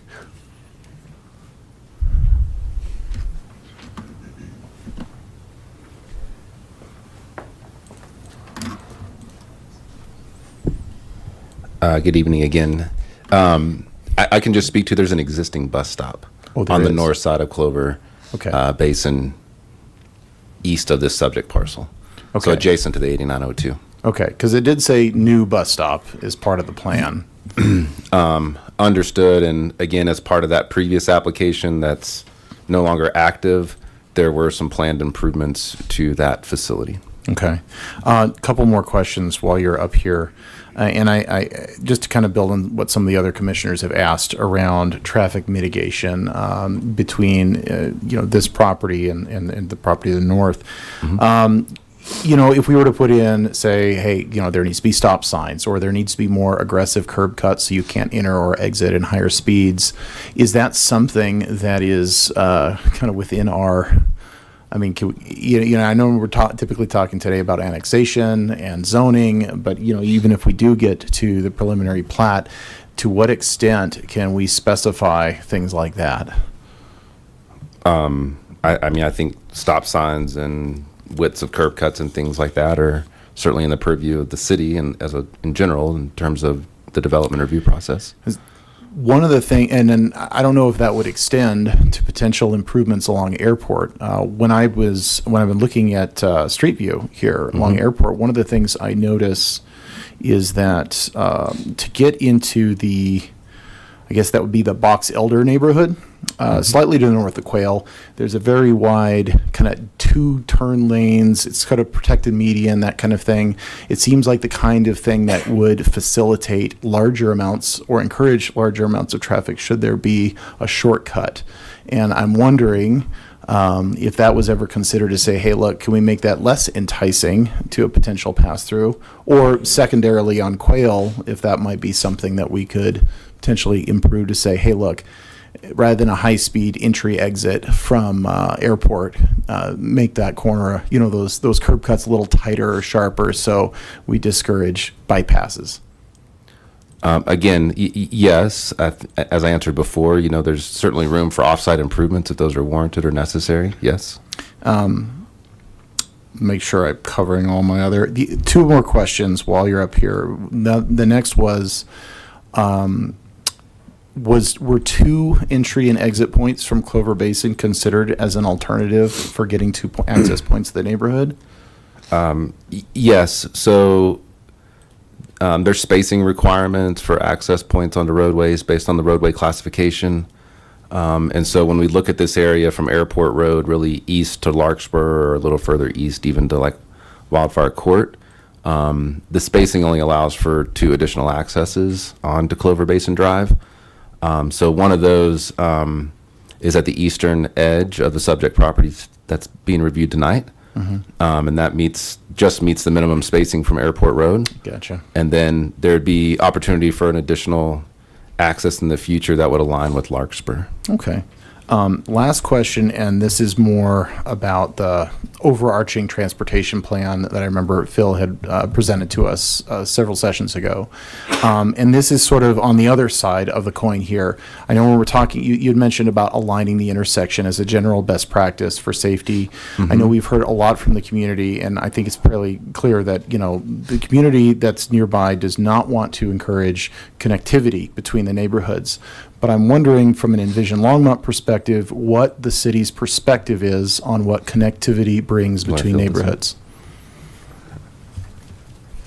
Obviously, Josh can talk more probably about the value from a transportation circulation standpoint. But yes, to your point, Envision Longmont, which sets out the overall goals and idealized future vision for the city, does call for interconnectivity between developments. So as a standard practice, when there is a undeveloped parcel adjacent to a parcel that is proposed for development, we would require, with that being the direction that we've received through the comprehensive plan from the city council, to require there be an interconnectivity across neighborhoods. In conditions where there's maybe an unsafe connection, or if the planned connection were to create a bad level of service, or like a bad future traffic circulation issue, and we would review that through the traffic impact survey statement or study. We would require the developer to pay into improvements to address those concerns or to try to ameliorate or mitigate for those impacts. So at a high level, yes, we're kind of, we as city staff, until directed otherwise, will require or will make comments that interconnectivity between neighborhoods be established. It's obviously up to the final decision-making body to determine whether in that scenario they want to keep that requirement. But as a baseline, that's what you would expect from city staff for these types of requests. All right. Thank you, Nathan. One more question while you're up here, Nathan. I know, and I don't know if there are any in Longmont, but I heard mention that the neighborhood to the north along Box Elder is under an HOA. Correct. Well, I assume so, yes. According to the community members here, there is an active HOA there. Is an HOA allowed to make itself a gated community? Not onto public streets. So those streets are public streets. The HOA is responsible for maintaining outlots or any So again, to kind of take a step back, so through the planning process, items such as private parks or outlots where sidewalks would be located, or things like trails, if they're not dedicated to the city, they're dedicated via outlot, and then as part of that process, we require an HOA to be established to maintain those facilities. So by and large, there are active HOAs across City of Longmont whose primary responsibility from our perspective is to maintain those pieces that the original developer agreed to.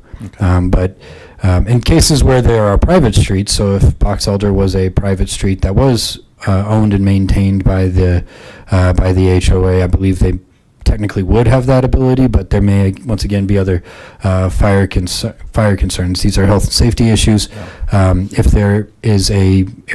and when there is a fire, it's a necessity that there are two forms of ingress and egress, and more than one way for a fire truck to arrive on the scene and not cut off access to any portion of a neighborhood. Okay. Those are all my questions. Thank you both very much. Thanks. Thank you. Commissioner Boone. Thank you. I think you're on. You're not. No, you are. Thank you, Chair Height. So the benefit of going last is all my questions have been asked and answered. So at this point, I'm just going to make a couple of comments.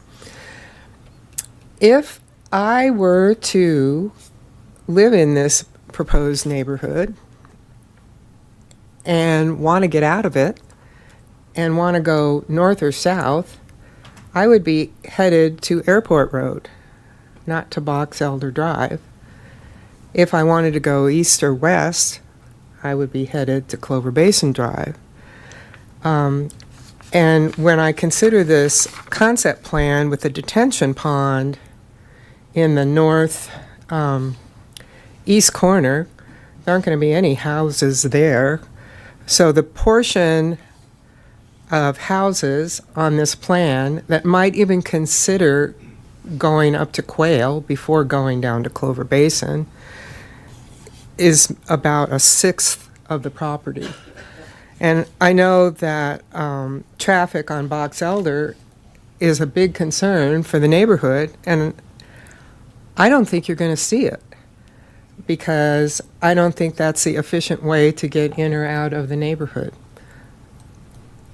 Box Elder, I guess, goes up to Nelson and exits on the north that way. But if I lived there, I would still, head up Airport. So that's a comment about that. I think it's a valid concern of the neighborhood that I just don't think you're going to see the huge impact that you're maybe worried about. And then just a general comment. We saw the proposal for 8902 months ago, and I had mixed feelings about that one. This proposal, I think, is very good. I'm mostly excited about the fee simple lots and the fact that they will be available for sale, because we're not seeing a lot of that right now. And I think we saw it in the recent council election. Having for sale properties in the housing stock for new construction is really important to the city. And this comes from building so many apartments. And I think this addresses that need. It's not going to be that many of them, but I think it's setting a really good example for maybe some future developments as well. So at this point, everybody else has talked. I'm going to be supporting this proposal as presented. Thank you. You're not the only one with comments. I still have mine. Commissioner Wang is next, though. Okay. This comment or request is for either Carolyn or David about the traffic study. I'm looking at the traffic study right now, and there are information that's kind of missing. We're not seeing numbers on Box Elder Drive. I would like to request that for the next study, that you take into effect, is there anything in the trip generation manual that's forecast traffic going through Box Elder Drive versus going through Quail? Because I would like to see hard numbers of what the percentage of folks will be going direct, because as Commissioner Boone said, it's more efficient to go out through Quail than going through Box Elder and circle around all the way through Buckthorn, right? So is there anything in the trip generation manual that would tell you what percentage of folks would be going through that neighborhood versus going directly out? And that information I would like to see, hard numbers, on the next study. We did take a look at that, and based on what Commissioner Boone said, I mean, we couldn't really think of a good reason why anybody would go through the subdivision unless they were visiting the subdivision. So we really did not account for vehicles going a very inefficient route. But that's just a feeling. Is there any actual numbers or it's scientific, just, like equations that you guys could pull in through and just forecast this? It just generally is accepted that you know, do things in a logical format like that. I mean, so no, I don't have any actual hard numbers on that. Is it possible to get hard numbers? I could look at it a little bit deeper for future reports and see if there would be any reason to justify people going that way instead of the more convenient route. Okay, and I'm seeing that you guys are using the trip generation manual. Is there no standard procedure to figure out which traffic would go through a neighborhood versus through a collecting street? I would have to dig a little bit deeper in there. Like I said, when we looked at it, we didn't see any reason for people to take the less efficient route. Okay. Like you said, several stop signs. You got to actually go around a corner and backtrack around. It makes it considerably longer. It's just something people don't usually do. So I would just have to see if there was a reason why we could route some people through there. If there was anything outside of, just the standard of choosing efficient routes. Okay, I would like to see that included. Yeah, just there. Yeah, as we noted, we're going to have to provide an updated traffic study with preliminary plat, and we're happy to include that. In fact, we'll look at all your comments and address those with that application. Okay, thank you. Commissioner Wang, I believe our traffic personnel, Caroline, has a comment as well.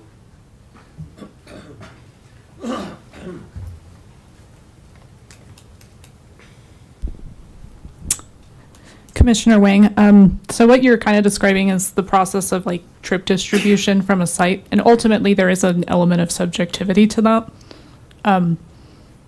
You're kind of guessing in a way like what routes people are going to take. It's an educated guess, but it's still subjective. Now, in a future traffic study, we can request that a certain amount of traffic be assigned to Box Elder Drive in a certain condition, so we can capture that. Thank you. Vice Chair Poland. Nathan, I think this is a question for you, maybe Caroline. But so at this point, with an annexation, it would not be appropriate for mitigation proposals to come out of the traffic study, correct? Because we really don't know the final numbers for the number of units in that development. I believe that is correct. Okay, and we do know that there will be a new study. I guess for the commission is if we go ahead, would we want to go ahead and as a condition, make sure that they include numbers for the undeveloped area to the east, just so we get that? Because I'm looking at this and I'm thinking that something may be done at Airport and Clover Basin at a minimum, and maybe Airport and Quail Road. And I think that to best do that, it would need to take the bigger piece of property to the east to figure into how the mitigation needs to be done, what would be appropriate for the mitigation. Does that make sense? That's what I'm thinking, and I'll leave it up to the other commissioners with their comments.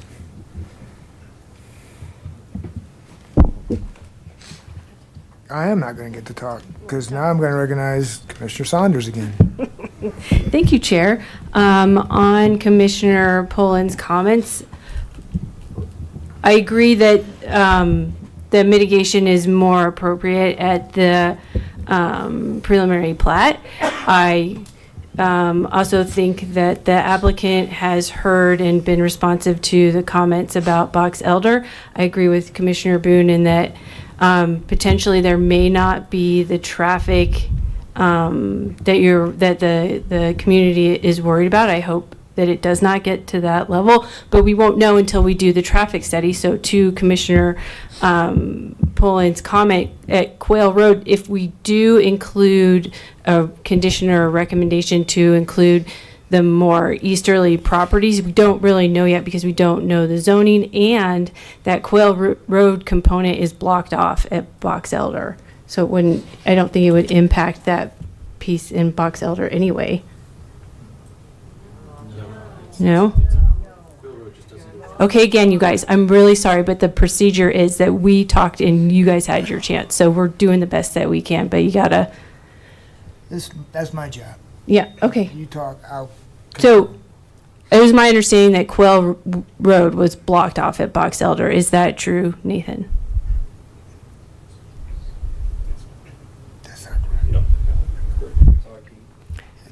Yeah, right here. Are we talking about this connection right here?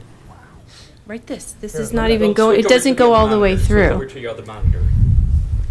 Quail Road doesn't go all the way through. So this is. So how would the yes. east properties even bother this? Again, So Quail Road, again, I'm showing on the screen. Yeah. I hope this is helpful. So Quail Road obviously intersects, this section of Quail Road intersects with Airport. Yeah. Turns north. Yeah. There's also a portion of Quail Road that is in unincorporated Boulder County, that it connects to Schlegel, that once again goes north to Nelson Road.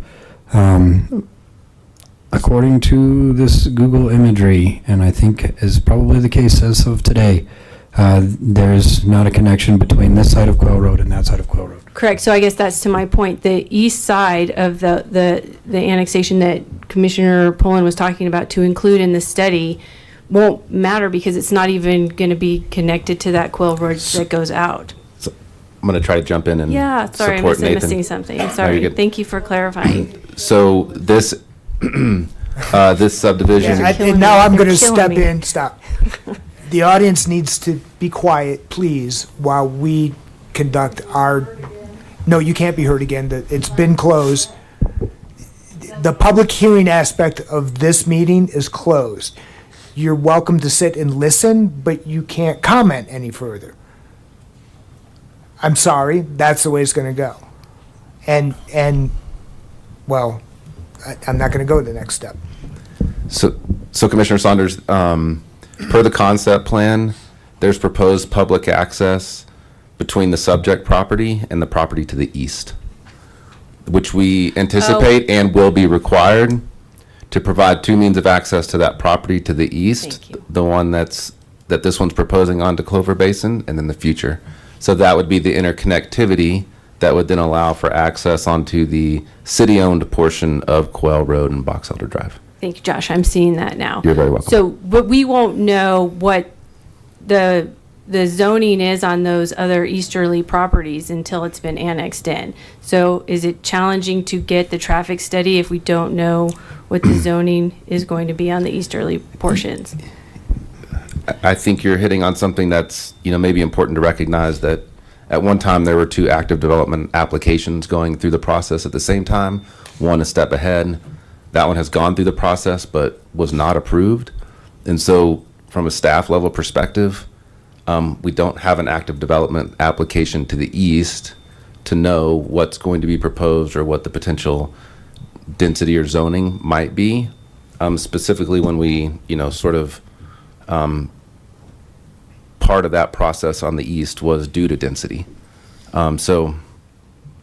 Right, again, as Caroline and the the engineers, we can take an educated guess at it and account for something, to try to account for that for future development on the east in a future traffic study. Right, so a chicken or the egg sort of, it's really hard to say, so I'm not sure to Commissioner Poland's request to add the condition of putting that into the traffic study if that's possible, or we're all fine with it being just an educated guess.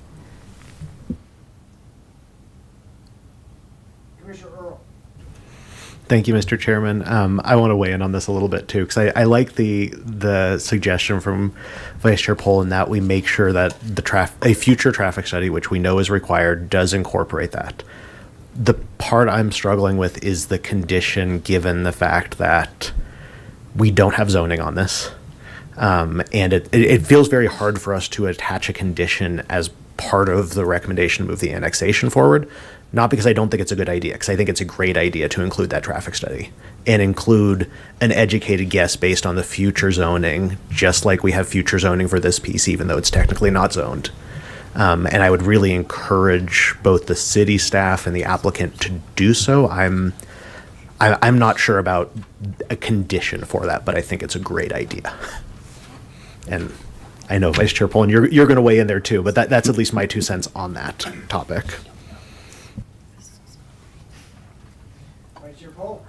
Thank you.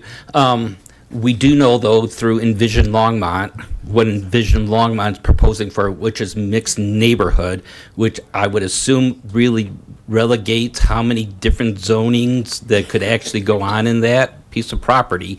So I think by using Envision Longmont, we can make a good educated guess to help get us to where we need to be, to at least feel good about what we're looking at as far as numbers. I'm just happy to respond to say that Public Works hears you loud and clear, and we intend to, include that in the scoping of a future traffic study. Condition or no condition, we hear you. All right, I'm gonna throw in my 2 cents now. So this is a referral packet that's before us that includes an annexation petition and a concept plan. With respect to the annexation petition, and I'm happy that Assistant Attorney Terrell is back. I note that the annexation application includes what may be abandoned, but I don't believe is fully abandoned, North 87th Street, which is owned by the county, and an annexation petition, to my understanding, which is why I'm asking Attorney Terrell to weigh in. An annexation petition can't include another property owner's property without that property owner being signed on to the application. Do we have a problem with North 87th Street in that regard?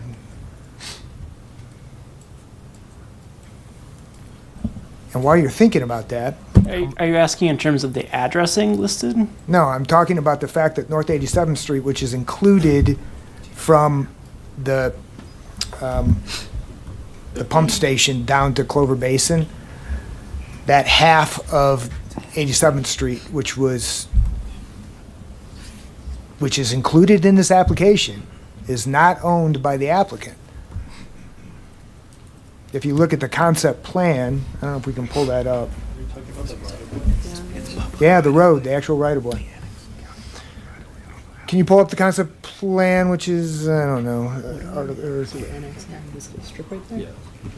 that's not it. But it's on his property. Their application. Once again, using Google Maps, I'm going to ask, just to clarify, we're talking about this right here? I think that's it, yeah. This strip, that's along the eastern boundary of the property. The property boundary shown in the concept plan is inside the area to be annexed, which necessarily includes 87th Street, which necessarily includes property not owned by the applicant. It's fine. Okay, I don't have an excellent answer for you, except that it is county right of way, and the county has not objected, nor have they, nor have we ever required the county to sign an annexation petition, because they're not. They wouldn't request that we annex their land, So it's just a matter of transferring the ownership of the right of way from the governing body currently to our current governing body. So I'm told it does not pose any issues, and nothing immediately comes to mind in terms of past practices. So, counselor to counselor, this is a statutory provision. I'll note for the applicant, you're at risk. Moving forward, I'm going to call the applicant up to talk about specifics of the concept plan, specifically the zoning and the two different zoning areas, Area 1, Area 2. Why are you setting it up this way? Specifically, there's another member of the public that has spoken prolifically at our meeting, suggesting that the city of Longmont needs much more density than it has. You have restricted yourself from density. I appreciate that you have come up with the concept to try to have owner-occupied lots here, but your zoning density doesn't take advantage of the maximum amount of zone or density that you could have in an RMN zone. Why are you doing that? So we heard comments from the community about the density, and we responded to those comments by restricting ourselves. We also heard similar feedback from council. So you're addressing the community, you responded to community concerns? Exactly. Okay. And it's your understanding that council has directed you in this same direction? That was our understanding. Okay. And if I may, you had asked why there was two different planning areas. The reason why we have the two different planning areas is because we've been having the conversations to dedicate planning area 2 for the affordable housing component for it to be built on site. So again, the two options that we have is a cash in lieu payment or to actually have that built on site. We have been having conversations with the city of Longmont for them to either partner or take over that portion of the property so they can bring in Habitat for Humanity or whomever they would like to be the affordable housing developer for that portion of the property. So Jonah could weigh in here, but I believe that's about 12% of the property, which is the rule. It's 12% of the total units that have to be affordable. Okay. But why the housing mix exclusive in PA1 or PA2? Since we're not, since again, you have market rate housing and you have affordable. So typically speaking, if we went forward and said, hey, it's 100% of the site is going to be platted for single family detached homes, Habitat for Humanity may not want to build that product, right? If you think of Sugar Mill, Tri Point is building market rate duplexes in Sugar Mill. Habitat is doing townhomes. Okay. So it's because we can't control. So it would be provide the ability to have different product types for an affordable component. So you can have an affordable developer that can come in and actually make the numbers work to offer that on site versus us paying into the cash in lieu. Right, but my question is why these particular zones and why not allow a developer to come in and buy a series of lots? PA1 north of the Pocket Park might be a good area for some developer to put in one product, and south of that park or around that park, a more dense type of housing unit. Yeah. You've set yourself up to only allow it to be single family attached or the multifamily product, which is single family, I said it wrong, single family detached or attached multifamily. Why not allow those two to be together in the larger area? It's a very interesting question, right? So Longmont does things a little bit different than a lot of other municipalities. In most municipalities, we don't provide a concept plan at an annexation. You just provide the parcel that you're annexing. So we're trying to make best guesses of what market conditions may look like. We've already been working on this for 2.5 years. We anticipate we probably have another 1.5 to 2 years left. So we're trying to make assumptions of what the market may look like 2 years from now, which we don't have a crystal ball. So we use LJA's expertise as planners to try to provide information to the owner of this property to set this up in a way where he can monetize the asset that he has purchased and owns. And again, it may not be perfect, but it's the best guess that we have right now of what we think would make sense given current market conditions and what we project. I hear you, and it strikes me as you're handcuffing yourself. But you're going into it, you're telling me, with your eyes wide open. Thanks. Yep. Nathan, a couple more questions.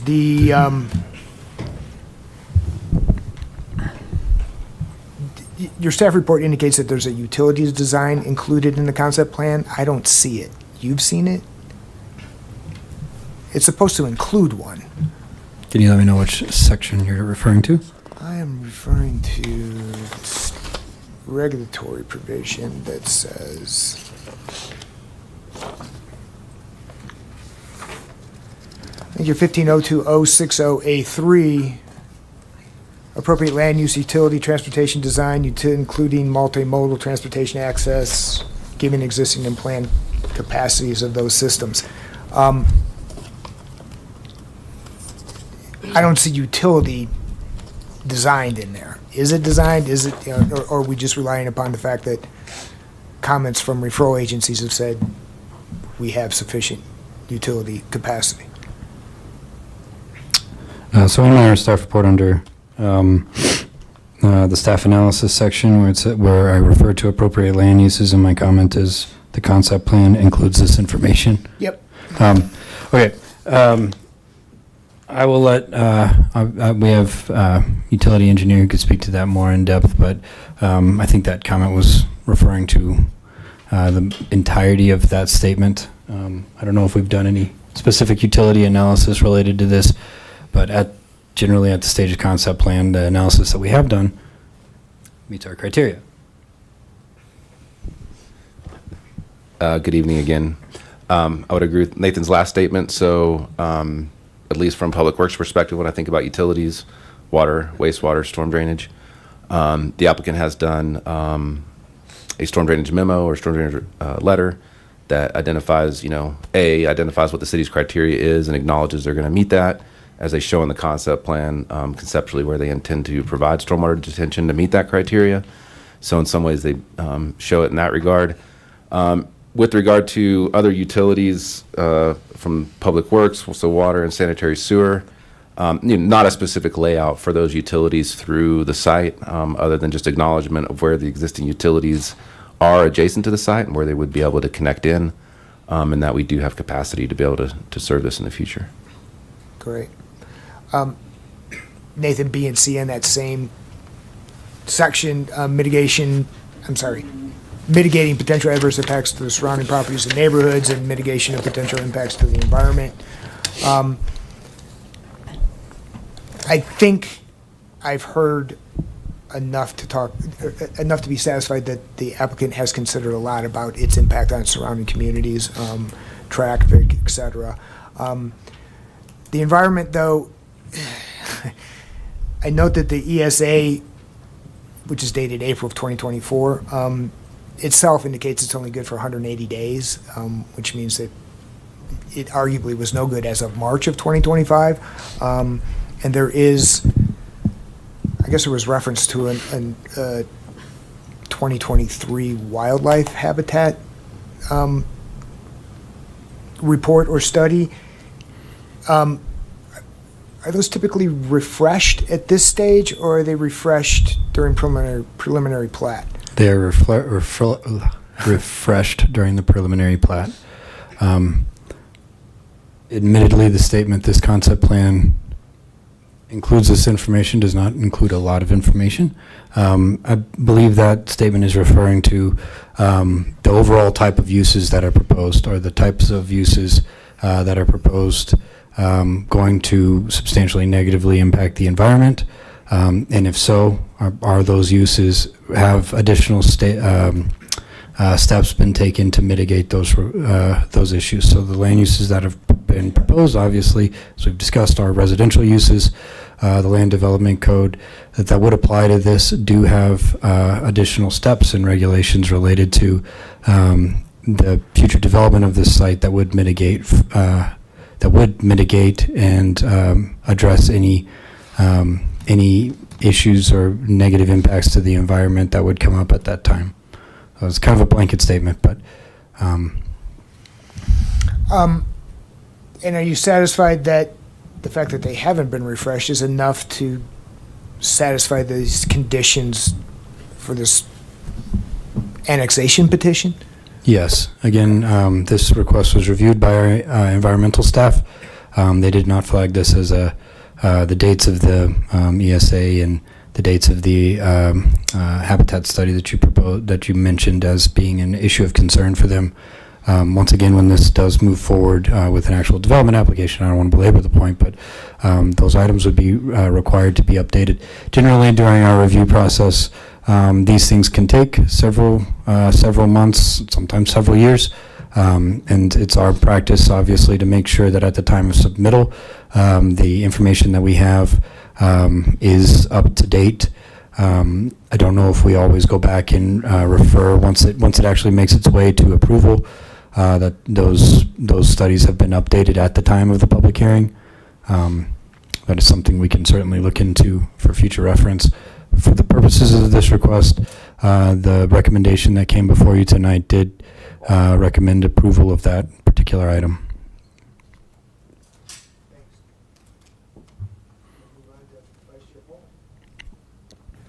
Thank you, Jeremy. I don't want to step on your toes, but getting back to the question on the petition, I do note that in the item that was submitted that 3B number 8 says no partial width of any public right-of-way is included in the area proposed to be annexed. I don't know if that does answer your question about the right-of-way on 87th Street. It's included. Well, maybe that's just the way it's drawn. I don't know if it's included. I'm just reading from what it says in the petition versus what is in the drawing. It also says the petitioners below, on number 5, the petitioners below comprise the owners of more than 50% of the territory proposed to be annexed, excluding public streets and alleys, and are in fact owners of 100% of the territory proposed to be annexed, except as listed below. It has the 3 owners, the Clover Creek at 96%, City of Longmont at almost 1%, and Boulder County at almost 3%. So I don't know if that answers your question. To me, the document of petition seems to exclude the 87th Street, but I could be wrong. Looking at here from our Assistant City Attorney. Good evening, Commissioner Poland. It does appear to be included in the annexation map. So we do, in terms of petition requirements, we do have 50% of the landowners who sign the petition, or at least based on area. So we meet that criteria. There is a very interesting survey on Boulder County's website that notes as an area of concern in terms of who actually owns that strip of land. So I'm not concerned in terms of the legality of including that at this point. We'll certainly investigate as this moves along the annexation process to council, and I'll note that we're only at recommendation for Planning and Zoning Commission at this point, and if a subsequent concern comes up, we'll certainly address it later, but I'm not concerned at this point.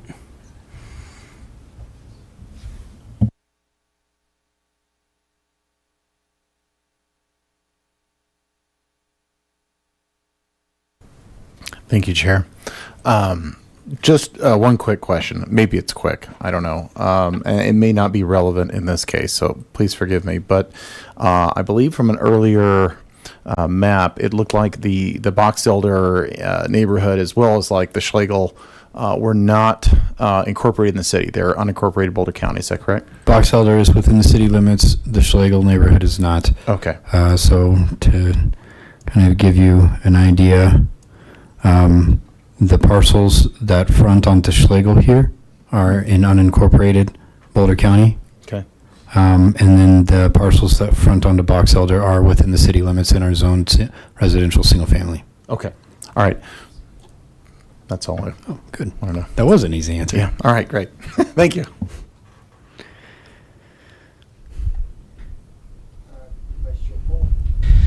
Okay, I'm going to go ahead. I'm going to make a motion. I want to first of all say that I have been impressed with the way that this developer has listened to the surrounding public. I know that there may be a couple issues with the way that some of the streets are working out. It seems that given the layout for this piece of property, there's not much we can do about that.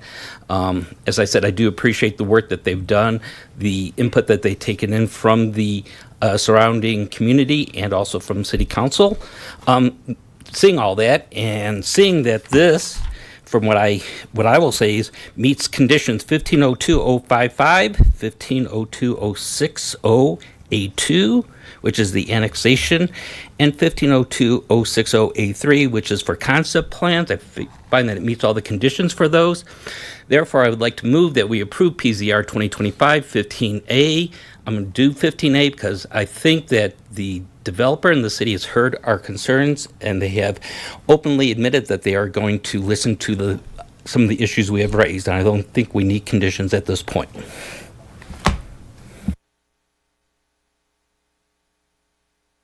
I'm going to recognize Commissioner Earl. I will second the motion. Any further comment? Commissioner Jordan.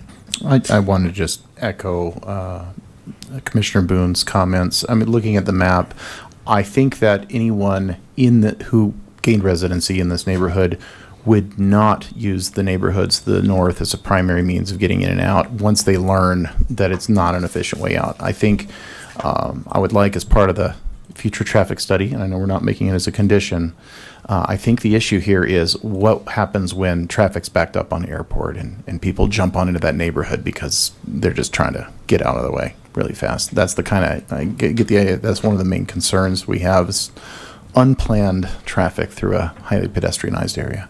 Anyways, that said, I think I would also echo that I really like all the work that has been done to accommodate to the greatest extent possible the constraints of the lot and all that. So anyways, that's all I wanted to say. Yeah, I'll add to that. I'm intrigued and impressed and laud the applicant for coming up with a new manner to get around apartments, to come up with a fee ownership incentivized structure. I am hesitant to approve the limitation of density, but understand what you're doing and why you're doing it here. I understand and hear loudly the Box Elder neighborhood's concern about traffic coming through their neighborhood, but I don't, like Commissioner Boone, see it terribly likely insofar as there's too many turns and into potential dead ends to come from up through Box Elder, across Box Elder Drive, onto Alder, and then back out to Airport. I don't see that as likely.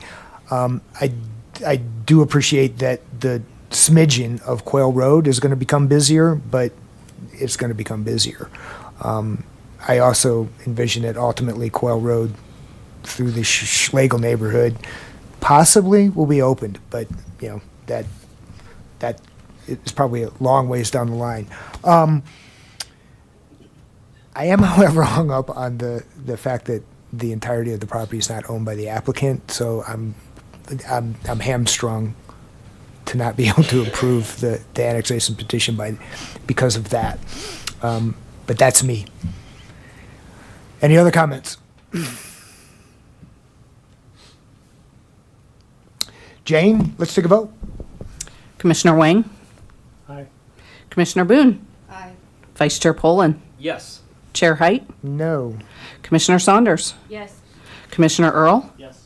Commissioner Jordan? Yes. Chair, that passes 6-1 with Chair Height dissenting. Thank you very much. This item, 7A of the Dry Creek annexation of our December 17th, 2025 meeting of the Planning and Zoning Commission will now be forwarded to Longmont City Council for action. If you're unfamiliar with council procedures and intend to appear before City Council, please contact the Planning Division for further information at 303-651-8330. Thank you very much. Appreciate everyone's patience. everyone's presentation. And we'll move along to final.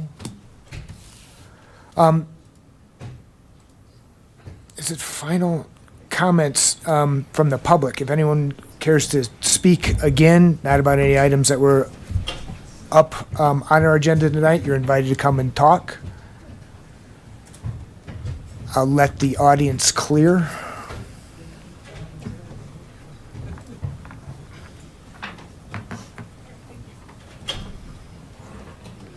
And notice that we have a new member sitting down. Councilmember Popkin, welcome back. Yeah.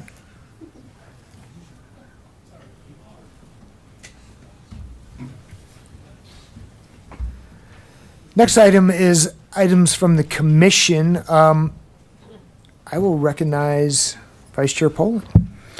I just wanted to thank Commissioner Height, who has been our chair for the last year and has been on the commission for the last 12 years. This was his final meeting, unless maybe sometime in the future and you can have a delayed thing and come back. But I want to thank him for his service and for what he's brought to the commission, and just want to thank him for all that. Appreciate it. Thank you. Commissioner Boone. Ditto. Everybody beats me to the punch. Well, thank you. Thank you for everything you've done, and it's been many years. And I'm just getting to know you, and now you're leaving. So, bye. Bye. Yeah, I wanted to thank everybody too. It's been a pleasure. It's been an honor. I've enjoyed. I've learned. am impressed by the depth of knowledge and commitment of staff. I think Glenn needs to, Grant needs to be, Glenn was his predecessor. Grant needs to be congratulated. All of the planning directors need to be congratulated for the way that staff presents to us and the level of seriousness with which these development applications are brought forward to us. It's been a pleasure. I've also enjoyed working with my fellow commissioners.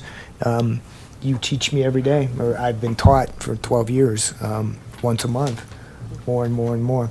So thank you. It's been a great ride. Anyone else want to talk about anything other than me? Yeah. It is. No, Jerry's. Commissioner Boone. What about me? Are you done too this year? No. Oh, okay. Good. Okay. I'll save my comments for that for next year. Or the next year. For some reason, I thought you were done. Oh, 3 more. Yay. Okay. We have a new council representative. Okay. Introduce yourself, say hello. I have to turn you on, don't I? I'm so sorry. Good evening, planning commissioners. My name is Matthew Popkin. I don't think I've had the pleasure of meeting any of you before, so it's nice to meet you all. Thanks for having me tonight and letting me slip in halfway through. I'm here because last night City Council discussed a couple different things, including the new council liaison position, of which I was the only person who expressed resounding interest in joining this esteemed body.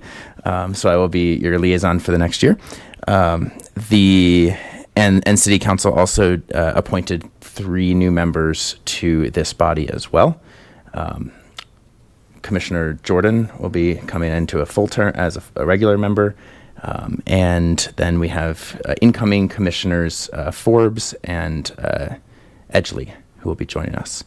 I believe Ryan Forbes will be the alternate, and Devin Edgley will be filling an unexpired term, though I'm not sure who that was for. Oh, that was mine.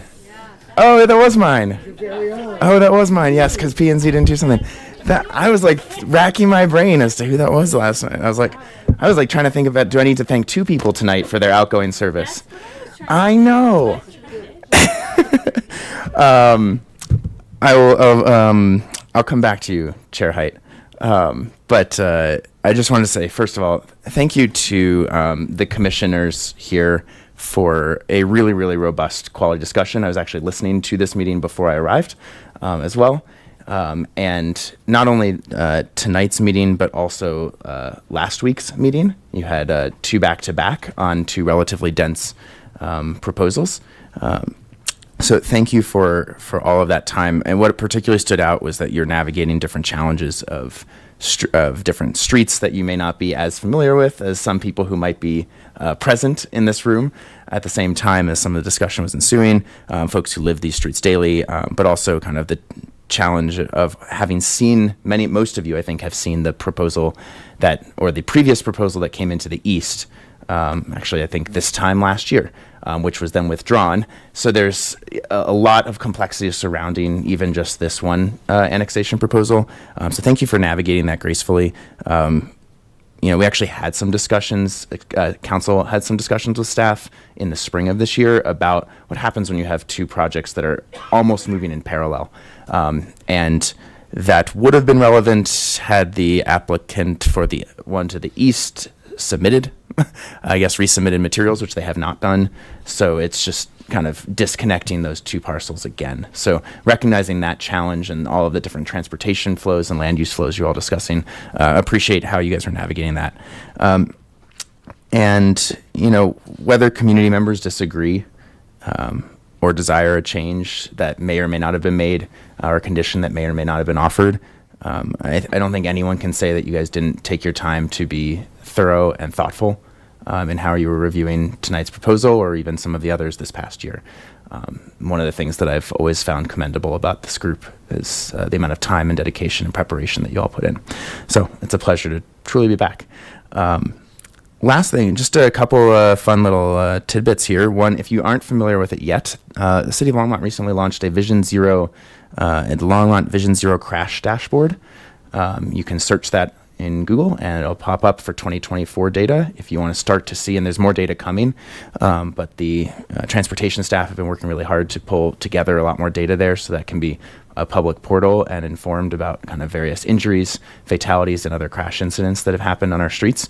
So as you start to discuss, hey, what are the transportation challenges that we're seeing currently, you actually have a reference point that's publicly available as you're preparing for things. So definitely check it out. I've already used it productively for a couple different things. And then I guess I also want to thank staff for the back-to-back meetings this month.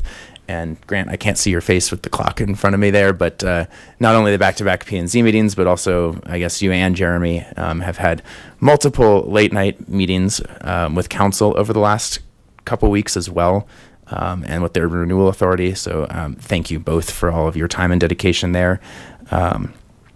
And of course, I have to come back and say thank you, Chair Height, for your service, your 12 years of service, for the spirited discussions that you and I used to have that unfortunately we won't get to have here. Thank you for your service, sir. Thank you.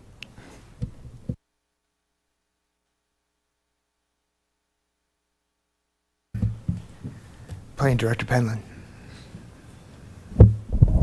Can I be a broken record and say thank you for your service? I'll keep it brief and just say that. The only other thing I had in terms of updates, we have not solidified any specific hearings for January. We obviously have some time, but again, as I mentioned last time, we're looking at potentially one item, and then if there is one item, we'd like to again present the potential updates for staff's reports to the commission to get some feedback on that as well, at least in one of the meetings in January. So that's all I have. Again, thank you all. It's been a pleasure. We're adjourned.